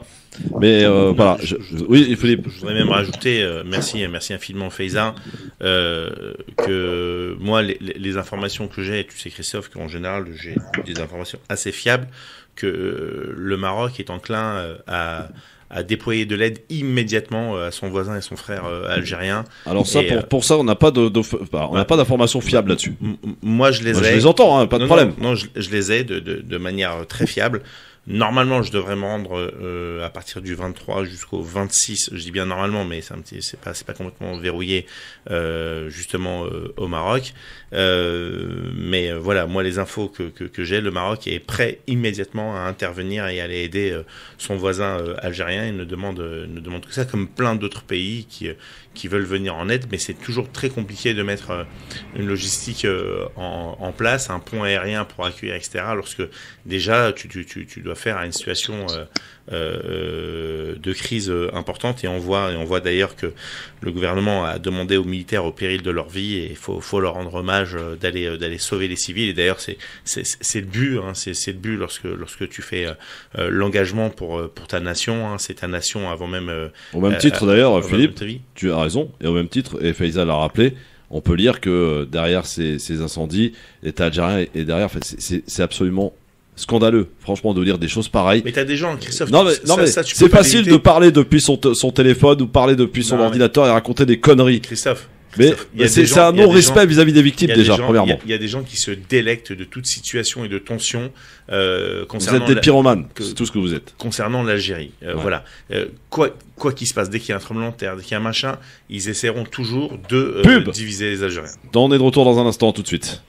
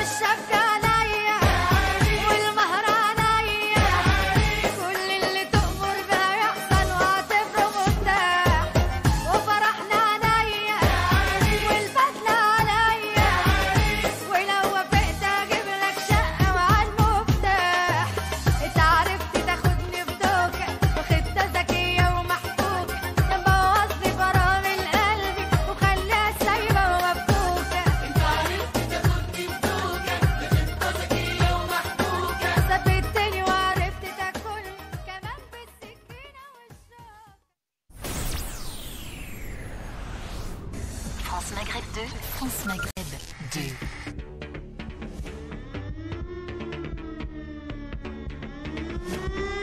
Le grand forum sur France Maghreb 2 avec Philippe Bouriaki, avec Faiza Ben Mohamed et Laura du média CVL Média.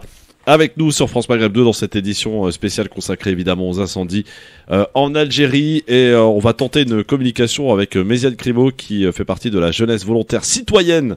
Et Méziane, il est sur place, sur le terrain. Méziane, bonjour. Bonjour, comment vous allez? Bah écoutez, nous, on va bien, Méziane, on est très inquiets évidemment de ce qui se passe. Vous êtes sur le terrain, vous êtes où exactement, Méziane? En fait, actuellement, nous sommes à Michli, à la commune de Tizi-Ouzou. Nous sommes en train d'essayer de ravitailler Ain Hammam. D'accord, donc très bien, vous êtes à Michelet, donc à côté de Azazga, pour situer un petit peu. Méziane, quelle est la réalité du terrain depuis hier soir? Vous êtes sur le terrain depuis le début de ces incendies, Méziane, quelle est la situation? En fait, nous sommes en trafic un groupe de jeunes, c'est comme toute la population en Algérie, nous sommes mobilisés pour aider nos frères à Tizi-Ouzou, pour dire la vérité, la réalité du terrain, c'est une réalité amère.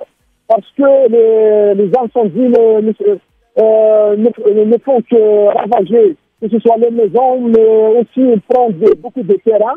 On arrive vraiment difficilement, très difficilement à contenir les flammes, à évacuer les gens. Mais grâce à la mobilisation de tout le peuple, de toute la Kabylie, mais aussi le peuple algérien aux diverses localités, on fait de notre mieux pour nous entraider. Aujourd'hui, il reste encore pas mal de feux actifs, Méziane, sur place? Comment? Est-ce qu'il reste encore pas mal de feux qui sont encore actifs? Je n'ai pas encore... vous pouvez répéter la question, s'il vous plaît? Bien entendu, la communication a du mal à passer. Méziane, est-ce qu'aujourd'hui, il y a encore des feux qui sont toujours activés? Effectivement, à l'heure que je vous parle, nous sommes en train de fuir un feu et de prendre une autre route pour pouvoir accéder à nos frères à Ain Hammam pour les aider. D'accord. Évidemment, alors il y a eu une information que j'ai vue sur les réseaux sociaux, vous pouvez me la confirmer, est-ce que l'hôpital de Michelet a été touché par les flammes? En fait, actuellement, je ne peux pas vraiment vous confirmer cette information parce que les feux sont partout, donc on fait de notre mieux. Très bien. Méziane, quelle est la météo aujourd'hui? Est-ce qu'il fait aussi chaud? Est-ce que le vent s'est calmé ou est-ce qu'il est toujours en activité, le vent? Je n'ai pas entendu, désolé, parce qu'il y a un problème de communication. Bien sûr, Méziane. Juste un petit point météo sur la situation. Est-ce que les chaleurs sont encore au rendez-vous? Est-ce que le vent est toujours en action? Bien sûr, ça je peux le confirmer à 1000%. Les chaleurs ne cessent d'augmenter là, et le vent aussi. Donc c'est pour ça que quand je vous dis que les feux ne cessent vraiment de prendre du terrain, c'est à cause de ces facteurs. Méziane, dernière question, j'espère que vous allez pouvoir m'entendre. Quel est un petit peu l'état d'esprit des gens en ce moment dans cette région de Kabylie, en particulier très touchée par ces incendies? Quel est l'état d'esprit des gens? Est-ce qu'il est résigné ou au contraire il est combatif?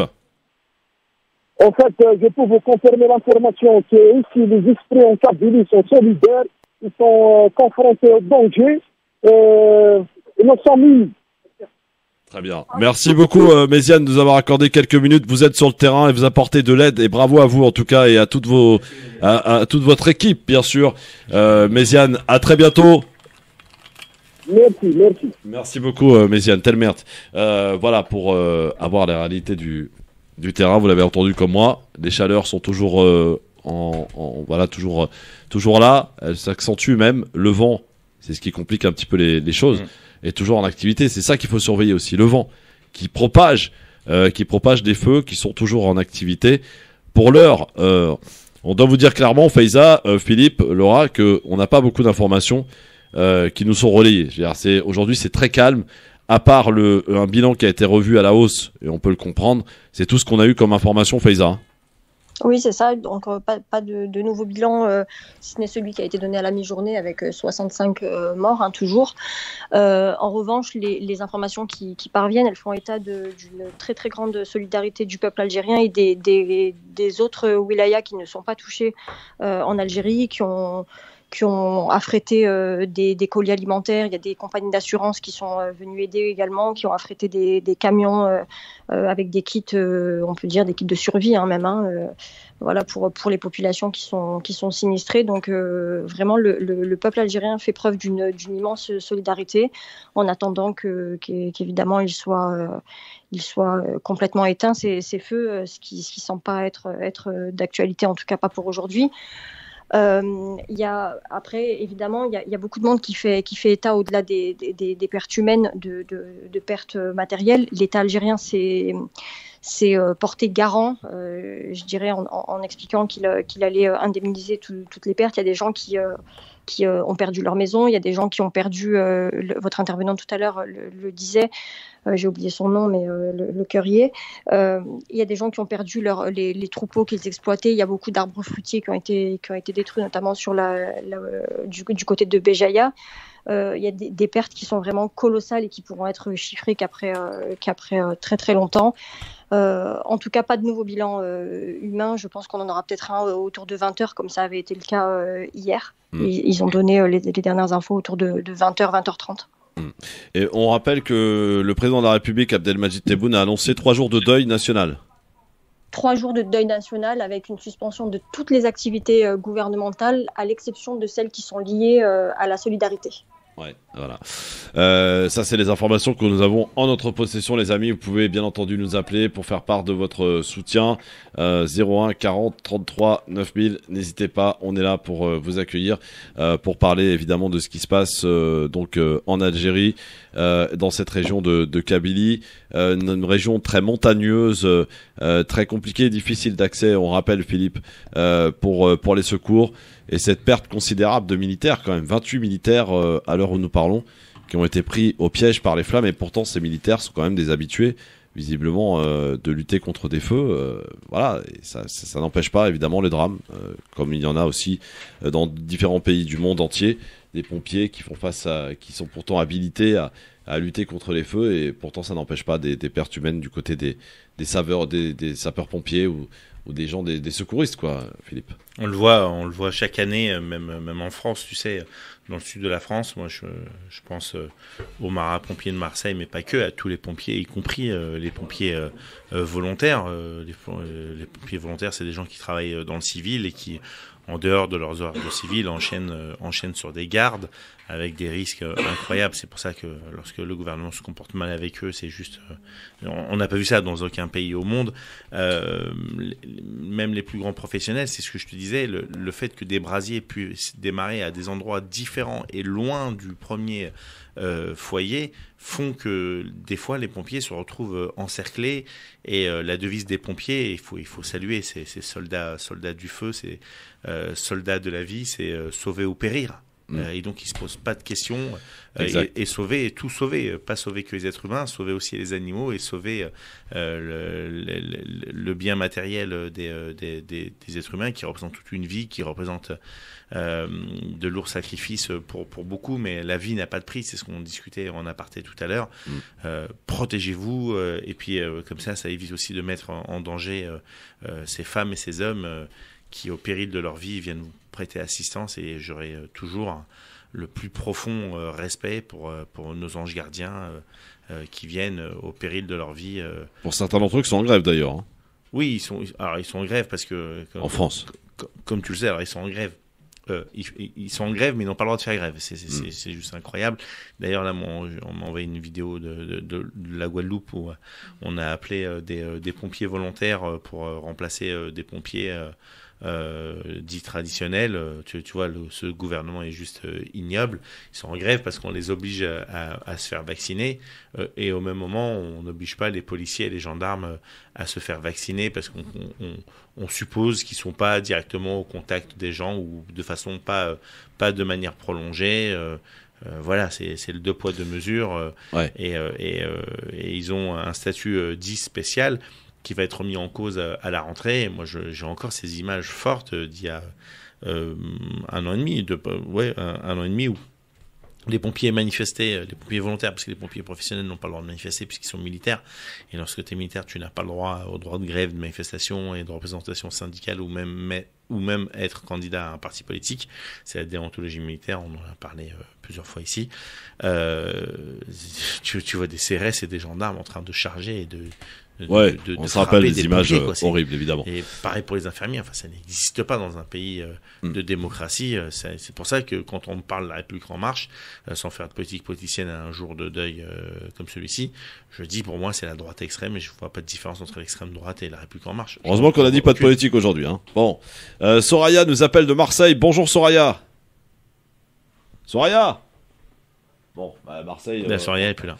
T'as vu qu'à Marseille on est très pressé. Hein. Faut ça tout de suite. Et pourtant on est radio number one de la. Ah oui, Faiza. Au fait, France Maghreb 2, première radio franco-maghrébine à Marseille. Ah bah c'est une bonne nouvelle. Ah bah oui, tu le savais pas. Bah non, je savais Comment pas. toi, la journaliste, tu es au courant de toutes les informations? D'ailleurs, tu savais pas ça. On y retourne. Ça fait partie des sujets que je recherche régulièrement. Ah bah quand même, attends, un minimum quand même. On a fait une semaine à Marseille pour D'ailleurs, on t'attendait, hein. Ouais. Franchement, on était dégoûtés de pas avoir Faiza. Ouais. C'était scandaleux. Malheureusement, c'était pas possible. On est retourné pour la fête du couscous ou pas? Bah ouais, moi j'y serai en tout cas. Ah bah on y sera alors, ça. Ouais. C'est comme ça qu'il faut parler. Ouais. Bon, bah moi aussi alors, c'est ça. Voilà, c'est ça. C'est le 4 septembre, rappelons, en petit aparté, voilà, 4 septembre, c'est le festival du couscous à Marseille. Voilà, ça va se passer rue du Musée à Marseille. Et il va y avoir donc différents exposants pour vous montrer comment on fait le couscous algérien, tunisien, libyen, marocain, bien sûr. Évidemment. Comment on roule la semoule, etc. Donc voilà. Rue du Musée, c'est à Marseille et ça sera le 4 septembre, les amis. Pour l'heure, vos appels, vos témoignages, vos messages de soutien 01 40 33 9000. C'est vrai que beaucoup sont inquiets, beaucoup prennent leur téléphone. Et heureusement, franchement, par rapport à il y a quelques années, il y a quand même quelque chose d'extraordinaire. C'est que, par exemple, WhatsApp ou Messenger permettent quand même de rentrer plus facilement en communication avec les gens sur place là-bas. Si nous on y est arrivé, bah, tout le monde peut y arriver. C'est parfois difficile, c'est chaotique, le réseau est pas terrible, mais on y arrive avec un peu d'assistance, bien sûr, parce que voilà, il y a de la 3G là-bas quand même dans les montagnes reculées, il y a de la 3G, donc voilà, on arrive quand même plus facilement. Je me souviens en 2003 pour les tremblements de terre, où spontanément sur une autre radio, j'avais ouvert l'antenne pour mettre les familles en lien, c'est-à-dire que c'est moi qui appelais les familles en Algérie pour permettre à ceux de France de rentrer en lien, et ainsi on avait de très très beaux moments radiophoniques de personnes qui voulaient des nouvelles de leurs parents, etc. Enfin, c'est extraordinaire. Aujourd'hui, on n'a plus besoin de ça aujourd'hui. Voilà, c'est. Alors il faut savoir quand même, Christophe, que les réseaux sont un peu saturés, même si on passe par la 3G. Tu sais, les tuyaux de transmission et de communication, c'est comme des autoroutes. Quand il y a personne, que t'es à 3h du mat, et ben effectivement, t'arrives au péage, c'est ultra fluide. Sauf que quand tout le monde se connecte en même temps, que ça soit quelle que soit la structure, et ben ça devient un petit peu plus compliqué. Donc des fois, vaut mieux avoir un téléphone filaire. Lorsque tout le monde s'y met, c'est compliqué. Alors on a un petit coucou de notre ami Farid Tabsamani qui est avec nous. Comment ça va, mon Farid? Très bien, et toi, Christophe? Salut l'équipe, salut tout le monde, salut les auditeurs. Alors il y a Faiza Ben Mohamed et Philippe Boyaki, et puis Laura que tu connais pas. Alors mon Farid, évidemment, on est en plein cœur édition spéciale. On a pris des nouvelles du terrain, on a des informations qu'on a relayées. Ces incendies spectaculaires, monstrueux en Algérie, dans cette belle région de Kabylie. Mon cher Farid, tu voulais nous apporter un petit mot, c'est ça? Ouais, plutôt un soutien à toutes les familles qui nous écoutent en France, qui sont très peinés comme nous tous, mais surtout très touchés directement pour ceux qui ont des familles sur place. Des villages entiers ont été incendiés. Alors il y a la chose positive dans tout ça, malheureusement, c'est la solidarité qui s'organise de tout le pays, de toute l'Algérie. Moi, j'ai des amis d'un peu partout, même sur place, qui clairement s'organisent, quels que soient les endroits dont ils sont originaires en Algérie. Et voilà, c'est ce qu'il faut retenir. Il faut continuer parce que on est en plein dedans. C'est triste. Il y a des gens qui perdent tout, hein. Faut savoir, il y a des gens qui perdent la vie, et puis il y a ceux qui perdent tout. Donc voilà, un petit coucou pour voilà, dans ces moments très très très très difficiles, pendant que d'autres profitent des vacances. Voilà, il y en a d'autres qui souffrent. Comme toi, mon Farid. C'est ça, comme toi. Tout à fait. Exactement. Bon, est-ce qu'on peut savoir où t'es ou pas? Je suis à Porquerolles, si vous connaissez un peu. Porquerolles. Ouais. Attendez, on va voir s'ils sont bons en géographie. Qui connaît Porquerolles? Philippe, Faiza, c'est où? C'est dans le Var. C'est dans le sud-est, c'est dans le Var. Ah là. Exactement. Ah, t'es loin de chez Faiza là? Nice, c'est loin? Non. Un petit peu quand même. Enfin, là, je suis sur une île, mais. Ah ouais? Non, c'est pas très loin. Non. La nage. Un coup de nage et puis tu vas boire un café avec Faiza, quoi. C'est une magnifique île. Porquerolles, c'est une magnifique île. Moi, à titre personnel, je préfère l'île des Ambiers au Brusque à Sifour-les-Plages, parce que je suis un amoureux de Sifour. Écoute, on va pas se mentir. Moi, j'ai l'habitude de passer mes étés très loin à l'étranger. Ouais. Depuis 2 ans, puisque le Covid faisant, écoute, on est obligé de se rapatrier sur les plus beaux endroits de France. Et franchement, il y a des endroits magnifiques en France. Hein. C'est vrai. C'est très beau. Voilà. Elle fait bien le café, hein, Faiza. Hein, je dis ça au passage. Ouais, écoute, Faiza, elle est sur Nice. Hein, oui, c'est ça, sur Nice. Voilà. D'accord. Exact. Et Farid, il aura fallu le Covid pour découvrir la France. C'est ça. Non, mais c'est vrai. Ouais, c'est vrai. Bah oui. Non, mais elle a raison. Alors, je vais pas faire de sociologie de bas étage, mais pour les enfants d'immigrés que nous sommes, en fait, à part les colonies quand on était jeunes, historiquement, en fait, on passe très peu nos vacances en France. Ouais. Et moi, enfin, je vais parler pour moi essentiellement, et du coup, le Covid nous a fait, même le reste de l'année, hein, voilà, j'ai découvert d'autres endroits en France extraordinaires comme la Bretagne, etc. Et voilà, c'est aussi ça, malheureusement, les effets pervers d'une crise sanitaire. Mais voilà. Bon, Farid, est-ce que j'aurai le plaisir, la chance de te revoir avant mes vacances ou pas? Toi, c'est quand tes vacances? Le 20, je me barre. D'accord. Écoute, moi je rentre le 1er, je crois. Ah ouais, donc c'est mort, quoi. On se reverra à la rentrée, quoi. Mais bon, je suis à ta disposition, naturellement. C'est gentil, mon Farid. T'embrasse et merci beaucoup pour ton appel et profite bien de tes vacances. On pourrait faire un géopole. Ah ouais, un géopole, bien sûr. Salut, mon Farid, je t'embrasse. Allez, ciao. Et ouais, ciao, Farid, voilà, qui a tenu à nous appeler, à faire un petit coucou, évidemment, et merci à lui. Voilà. Tu sais que plus les jours passent, plus les mois passent, plus je trouve que c'est un homme formidable, Farid. Ah, Farid, il est extraordinaire. Ouais, incroyable. Ouais. C'est pas parce qu'on est à l'antenne et qu'on fait partie de la même équipe, mais il est d'une générosité, d'une force, d'une intelligence et d'une culture et d'un respect incroyable. qu'on retrouve chez pas beaucoup de monde aussi. Ça, il faut le dire. Ouais. Voilà. Franchement. Farid, je l'aime beaucoup, mon Farid. Un respect pour les gens et d'une humilité, alors qu'il pourrait se la raconter 10 fois par rapport à d'autres. Hein. Ouais. Et d'ailleurs, il faudrait faire des débats clash. Non, on va faire des débats clash. Je sais que vous réclamez des débats clash à la rentrée. Il y en aura, vous inquiétez pas. On en prévoit quelques-uns. Ce que Christophe vous dit pas, c'est qu'on est dans un groupe où il y a des messages. Ça fight un petit peu. Hein. Ouais, mais ça fait partie de la vie, les amis. Ça fait partie de la vie. C'est ici, il faut que ça fight. Ouais, faut réserver votre énergie pour l'antenne, pour la radio, pour les auditeurs, plutôt que... Parce que quand je me lève le matin et que je vois 200 messages, moi, vous me rendez ouf, là. Ouais.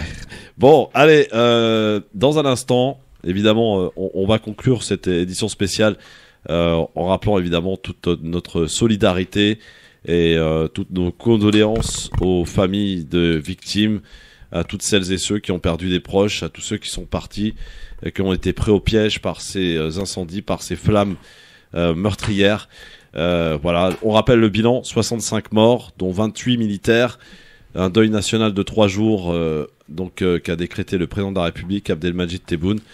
On espère en tout cas, parce qu'il y a encore des foyers actifs, on l'a eu tout à l'heure à le dire avec Méziane qui était sur place à Michelet, qui nous donnait des nouvelles de Michelet. Voilà, ils sont en train d'aider. Et bravo à cette solidarité. Elle est incroyable. Elle est magique. Voilà, cette solidarité. Et j'ai envie de dire au-delà de la Kabylie, parce qu'ils l'ont tous dit d'ailleurs, nos intervenants d'Algérie aujourd'hui, c'est toute l'Algérie, c'est toutes les wilayas qui sont solidaires avec ce qui se passe. Et ça devrait donner des leçons à beaucoup de gens, à beaucoup de monde. L'Algérien, où qu'il se trouve, il y a toujours son frère à ses côtés pour l'aider. Et ça, c'est une belle leçon. L'Algérien a montré à plusieurs reprises et dans l'histoire, a montré... Voilà, des preuves de sagesse. On l'a vu par le Hirak en 2019. Des millions de personnes dans les rues sans qu'il y ait le moindre incident. Rappelez-vous de ces images où les Algériens nettoyaient leur passage après les manifestations. C'est des images incroyables qu'on voit par ailleurs. Voilà. Je viens de recevoir un message de Yacine Bellatar. Franchement, waouh, vraiment, je suis touché de la poster aussi sur Facebook et sur Insta. tu vois, au-delà de l'Algérie, là, c'est tout le Maghreb qui est en train de se mobiliser pour leurs frères.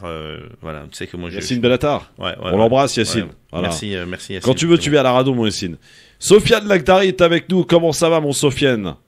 Salut Christophe, salut Philippe, salut Faiza, salut tout le monde. J'aurais bien aimé être avec vous aujourd'hui, mais malheureusement, j'ai eu un petit empêchement. Alors, du coup. Marhaba bik, mon frère. Ouais, un peu terrible ce qui est en train de se passer, mais voilà. Une énième épreuve que l'Algérie saura, Inch'Allah, surmonter cette dure épreuve. On a avec les différentes crises qu'on a subies ces derniers temps, la crise de l'oxygène au niveau, après la vie quotidienne avec les liquidités, l'huile, toutes ces crises, elles sont pas dues au hasard. C'est une résistance de l'Algérie de garder son indépendance.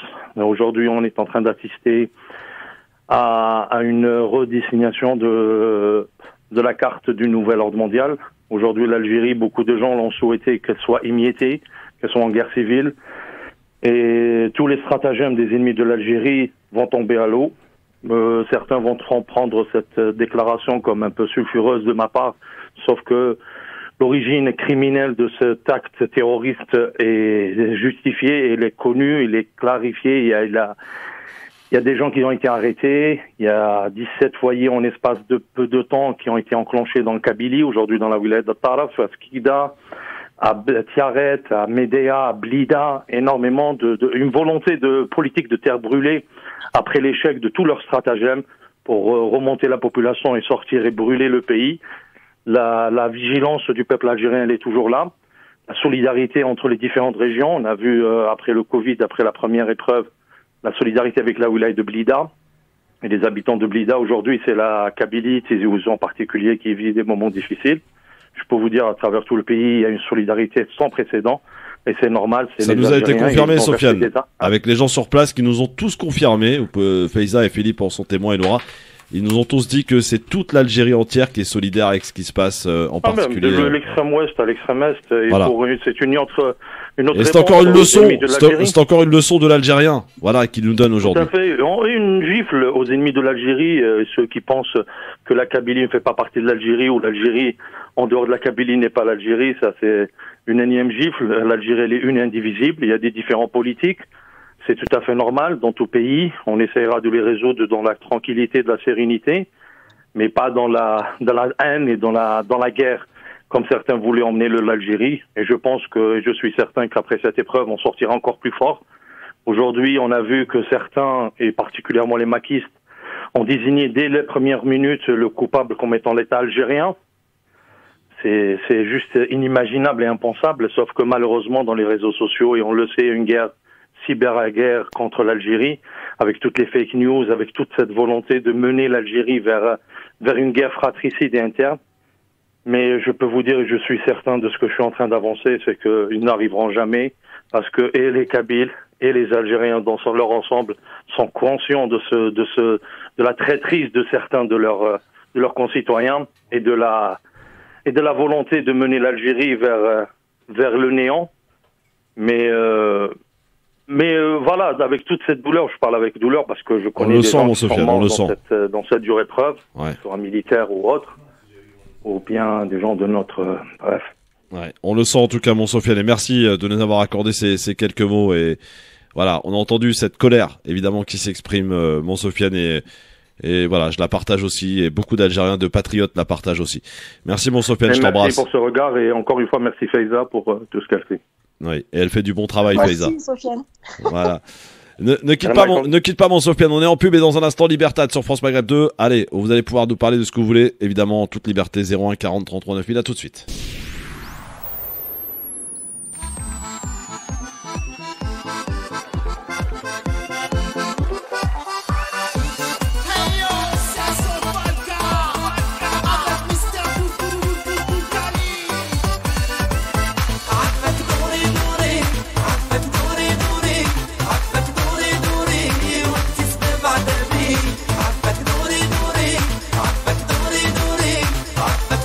دوري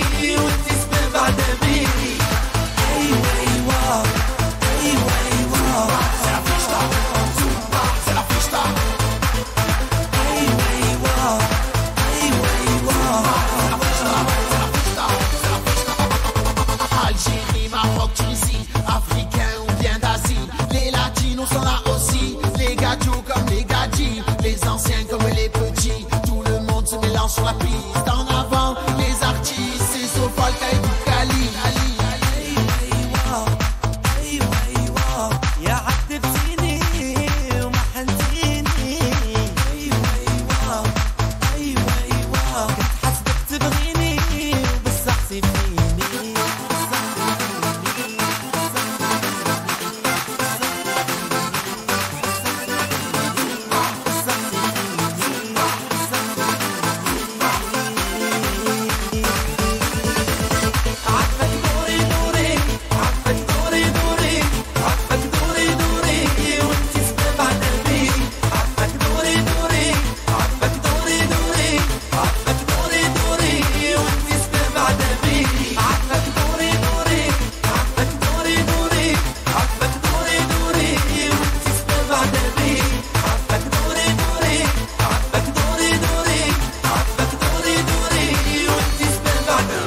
Ce soir c'est la fiesta, Zumba. Te pose pas de questions, Zumba. T'as pas pris la Corée, Zumba. Faut pas déconner.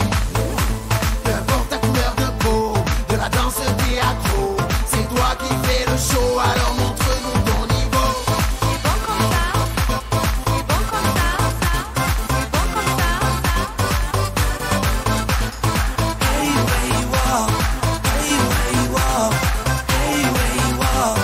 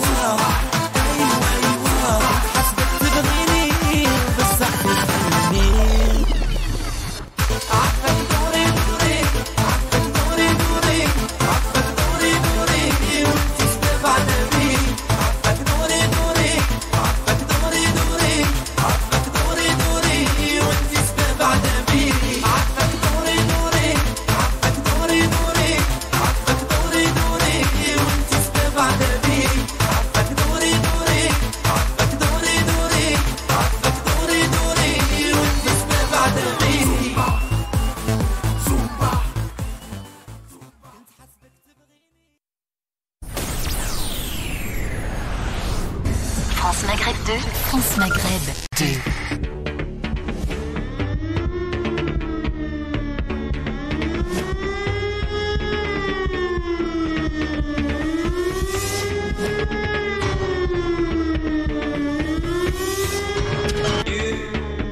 Christophe sur France Maghreb 2.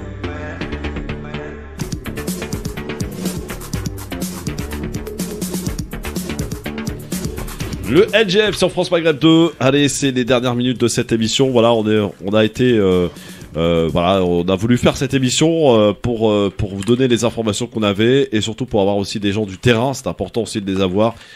Toutes celles et ceux qui se sont exprimés en toute liberté dans cette émission, vous l'avez pu l'entendre et le comprendre, eh bien l'ont fait sur France Maghreb 2. Cet ultime moment de Libertad sur France Maghreb 2. Libertad, c'est quoi? C'est vous pouvez nous appeler, on ne sait pas qui vous êtes ni ce que vous allez nous dire et vous pouvez le faire au 01 40 33 9000 comme on voici comme exemple France Maghreb 2. Bonsoir. Oui, bonsoir Christophe, Philippe, Faiza. C'est Jamel de Chanteloup, comment allez-vous? Salut mon Jamel, comment ça va mon Jamel? Ah ça va, j'ai pas pu résister. Comme d'habitude, hein, ça va, tranquillou. Hein. Moi, je vous remercie et je remercie tous les auditeurs ainsi que tous ceux qui répercuteront le petit message. Pensez à ces familles. Je pense que ce qui se passe un peu à droite à gauche en Algérie, comme aux États-Unis, comme en Grèce, c'est tout simplement incroyable parce que c'est des choses qui prennent une ampleur. C'est des épisodes qu'on a connus, mais partiellement. Et ça peut nous arriver aussi en France. C'est pas forcément. Évidemment, c'est déjà arrivé. Hein. C'est déjà arrivé, mais pas loin de chez Faiza, il y a eu pas mal de feux aussi là-bas. Voilà. Ouais. Voilà. Donc moi, c'est un gros soutien aux familles en France et ailleurs, pas qu'en Algérie. courage et dans l'attente, il y a certains, je sais que j'ai eu quelqu'un qui tout à l'heure qui a pas de nouvelles justement de sa famille en Kabylie. Donc voilà, c'est assez dur et je me joins à eux dans cette souffrance et dans cette patience. Merci mon Jamel. Je les embrasse fort. Merci pour ton petit mot de soutien. Merci mon Jamel. À bientôt. De rien. Merci Jamel. 0 40 33 9000 les amis pour nous appeler pour maintenant Libertad sur France Maghreb. Toujours pas d'informations Faiza, tu n'hésites pas à intervenir dès que tu as la moindre information bien sûr. Mais je pense qu'on n'aura rien avant la fin de l'émission malheureusement. Ça a l'air assez verrouillé en termes de communication aujourd'hui sans vouloir être complotiste mais c'est très très verrouillé là. Tu vas pas t'y mettre non plus toi, hein, tu vas pas t'y mettre non plus. Voilà. 01 40 33 9000, ça va Laura? Oui, ça va, super. Bon, ça, on t'a pas beaucoup entendu aujourd'hui. Hein. Bah, c'est vrai que... Si vous voulez entendre Laura, vous connectez au live de Philippe pour les manifestations, vous allez entendre qu'elle. Ouais, mais ça y est, elle a décidé de me quitter. N'importe quoi. Mais si, comment ça? Elle s'en va le 13, là. Ne me quitte pas. Non, ne pars pas là. France Maghreb de bonsoir qui est avec nous. Bah, ok, voilà. merci. Bon, en vrai, ouais. Sur les lives... En fait, j'oublie à chaque fois que Philippe est en live. Du coup, moi je suis quelqu'un... On connaît toute ta nature de ouf. En fait, je parle, mais je m'arrête pas. Moi, oui, j'aime la vie, j'aime les gens. Et c'est que au dernier live quand on était à Bastille, à Bastille, j'ai pris conscience qu'en fait, vraiment, on était en live et qu'on... Elle a pris conscience, bravo. France Maghreb de bonsoir qui est avec nous. Quand elle prend conscience, je suis à deux doigts de finir en garde à vue. Bonsoir. C'est Jamel. Oui, Jamel. Ouais, Jamel. Ouais. C'est juste pour vous... moi, j'ai connu l'Algérie dans les années 70. Je suis né en France, mais j'ai connu l'Algérie dans les années 70 parce que j'ai vécu. Donc, je vais vous raconter, ça c'est vrai, c'est passé comme ça. C'est pour vous dire à quel point, pourquoi les enfants du peuple algérien ne s'embêront jamais contre l'armée. Parce que dans les années 70, vous savez ce que c'est le Loued? L'Oued, oui, l'Oued. Bien sûr, le fleuve. Donc, la veille, ils passaient tous les militaires dans toutes les maisons. Je parle de l'armée algérienne. Ils toquaient à toutes les portes, ils donnaient l'ordre aux familles, c'est aux parents, d'envoyer leurs enfants devant la porte. Et ils passaient récupérer tous les enfants. Moi, je te parle de la ville de Batna, j'étais de Batna, donc je te parle de ce que je connais. Ils ramassaient par convoi militaire tous les enfants, ils les ramenaient au Loued. Ils leur donnaient des sacs, je te dis la vérité, parce que je l'ai fait. Et ils nettoyaient le Loued. En 2 jours, ça durait 2 jours. Tous les enfants de toute la ville, c'était obligatoire, 3 fois dans l'année. Mais le meilleur moment, tu sais ce que c'était? C'était à la pause de midi. Des convois militaires de bouffe, moi je t'ai dit des fruits, des sandwichs et tout. Et on se retrouvait tous les enfants de toute la ville. De quartier à quartier, moi j'étais de quartier de Borel, il y avait le quartier de Malin. On se faisait la guerre, c'est le truc de gosse entre nous. Mais à ce moment-là, on était tous unis pour nettoyer le Loued. Et le soir, ils nous ramenaient chez nous, ils nous déposaient. Et cette image est restée ancrée dans la plupart des enfants algériens, je te parle de moi, comme les autres, même frangins, quoi. Et ben, on avait une image de l'armée. On disait quand on sera grand, ben, on va faire comme eux. Et ça a duré. Moi, je suis resté 5 ans en Algérie. Les 5 ans que je suis resté, j'ai fait pendant les 5 ans. Je peux même te dire que quand ils venaient nous chercher à l'école, et puis qu'ils nous donnaient la blouse bleue, puis le drapeau algérien, ils nous mettaient au centre-ville. Batna, il y a un axe principal. Ils nous mettaient au centre-ville, au moment où Waris Boubedienne est passé, le cortège. Et ben, un jour, moi, je suis retourné à l'école, après avoir le drapeau comme tous les autres enfants. En fait, je l'ai trouvé à la maison. C'est des images qui marquent. Et la plus que j'ai retenue, c'est le fait qu'ils ramassaient tous les enfants. Ça fait que, avec le temps, ben, tu regardes, hein, s'ils ont fait ça dans toutes les villes en Algérie, l'armée, ben, ils ont gardé une bonne image. Je sais, de solidarité. Merci mon Jamel pour avoir illustré voilà ces images et ces exemples concrets, cher Jamel, et qui expliquent aussi le lien qu'il y a avec des véritables patriotes et leur armée en Algérie. Merci beaucoup Jamel, à bientôt.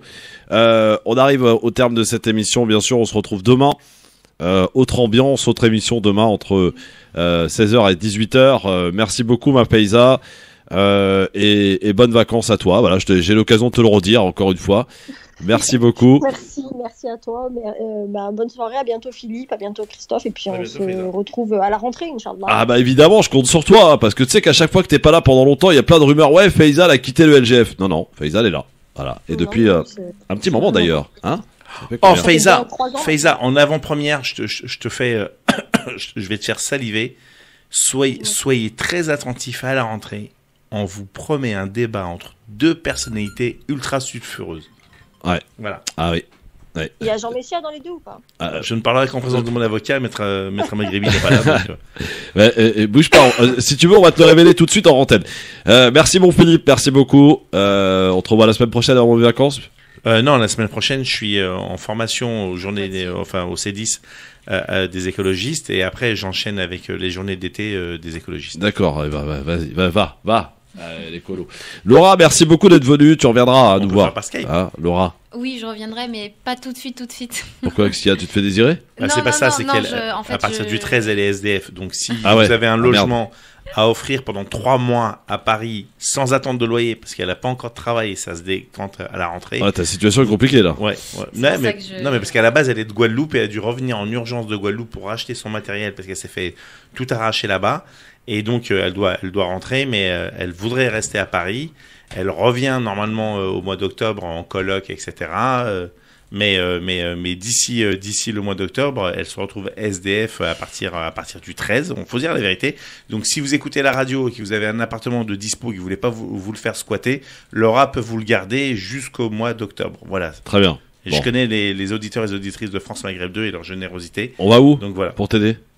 On va où? On va sur CVL Média -8 Média. Non, pas tiré. Non, il n'y a pas tiré. CVL Média. CVL Média sur Instagram ou alors sur Christophe Le Grand Forum, évidemment. En message privé, évidemment. En message privé. Merci Laura, et bon retour en Guadeloupe alors. Bah merci. Confiné. Mais non, elle va rester parce que je suis sûr que les auditeurs et les auditrices ils vont la dépanner. D'accord. C'est avant le 13, sinon je serais partie. Et on le 13 quoi?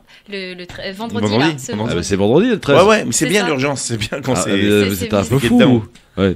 Bon, on fait le pari, on fait le pari que les auditeurs et les auditrices, il y en a un qui doit partir 2 mois à l'étranger et qui peut laisser son appartement à une jeune demoiselle bien tranquille. On fait Christophe se porte garant. Oui. Lupo aussi. Se porte garant. Salut à tous, à demain les amis sur France Maghreb 2 et c'est l'heure des infos avec nos confrères d'RFI. Restez bien à l'écoute de votre radio France Maghreb 2 demain 16h. Témoignage très lourd aussi à suivre demain, à ne pas louper.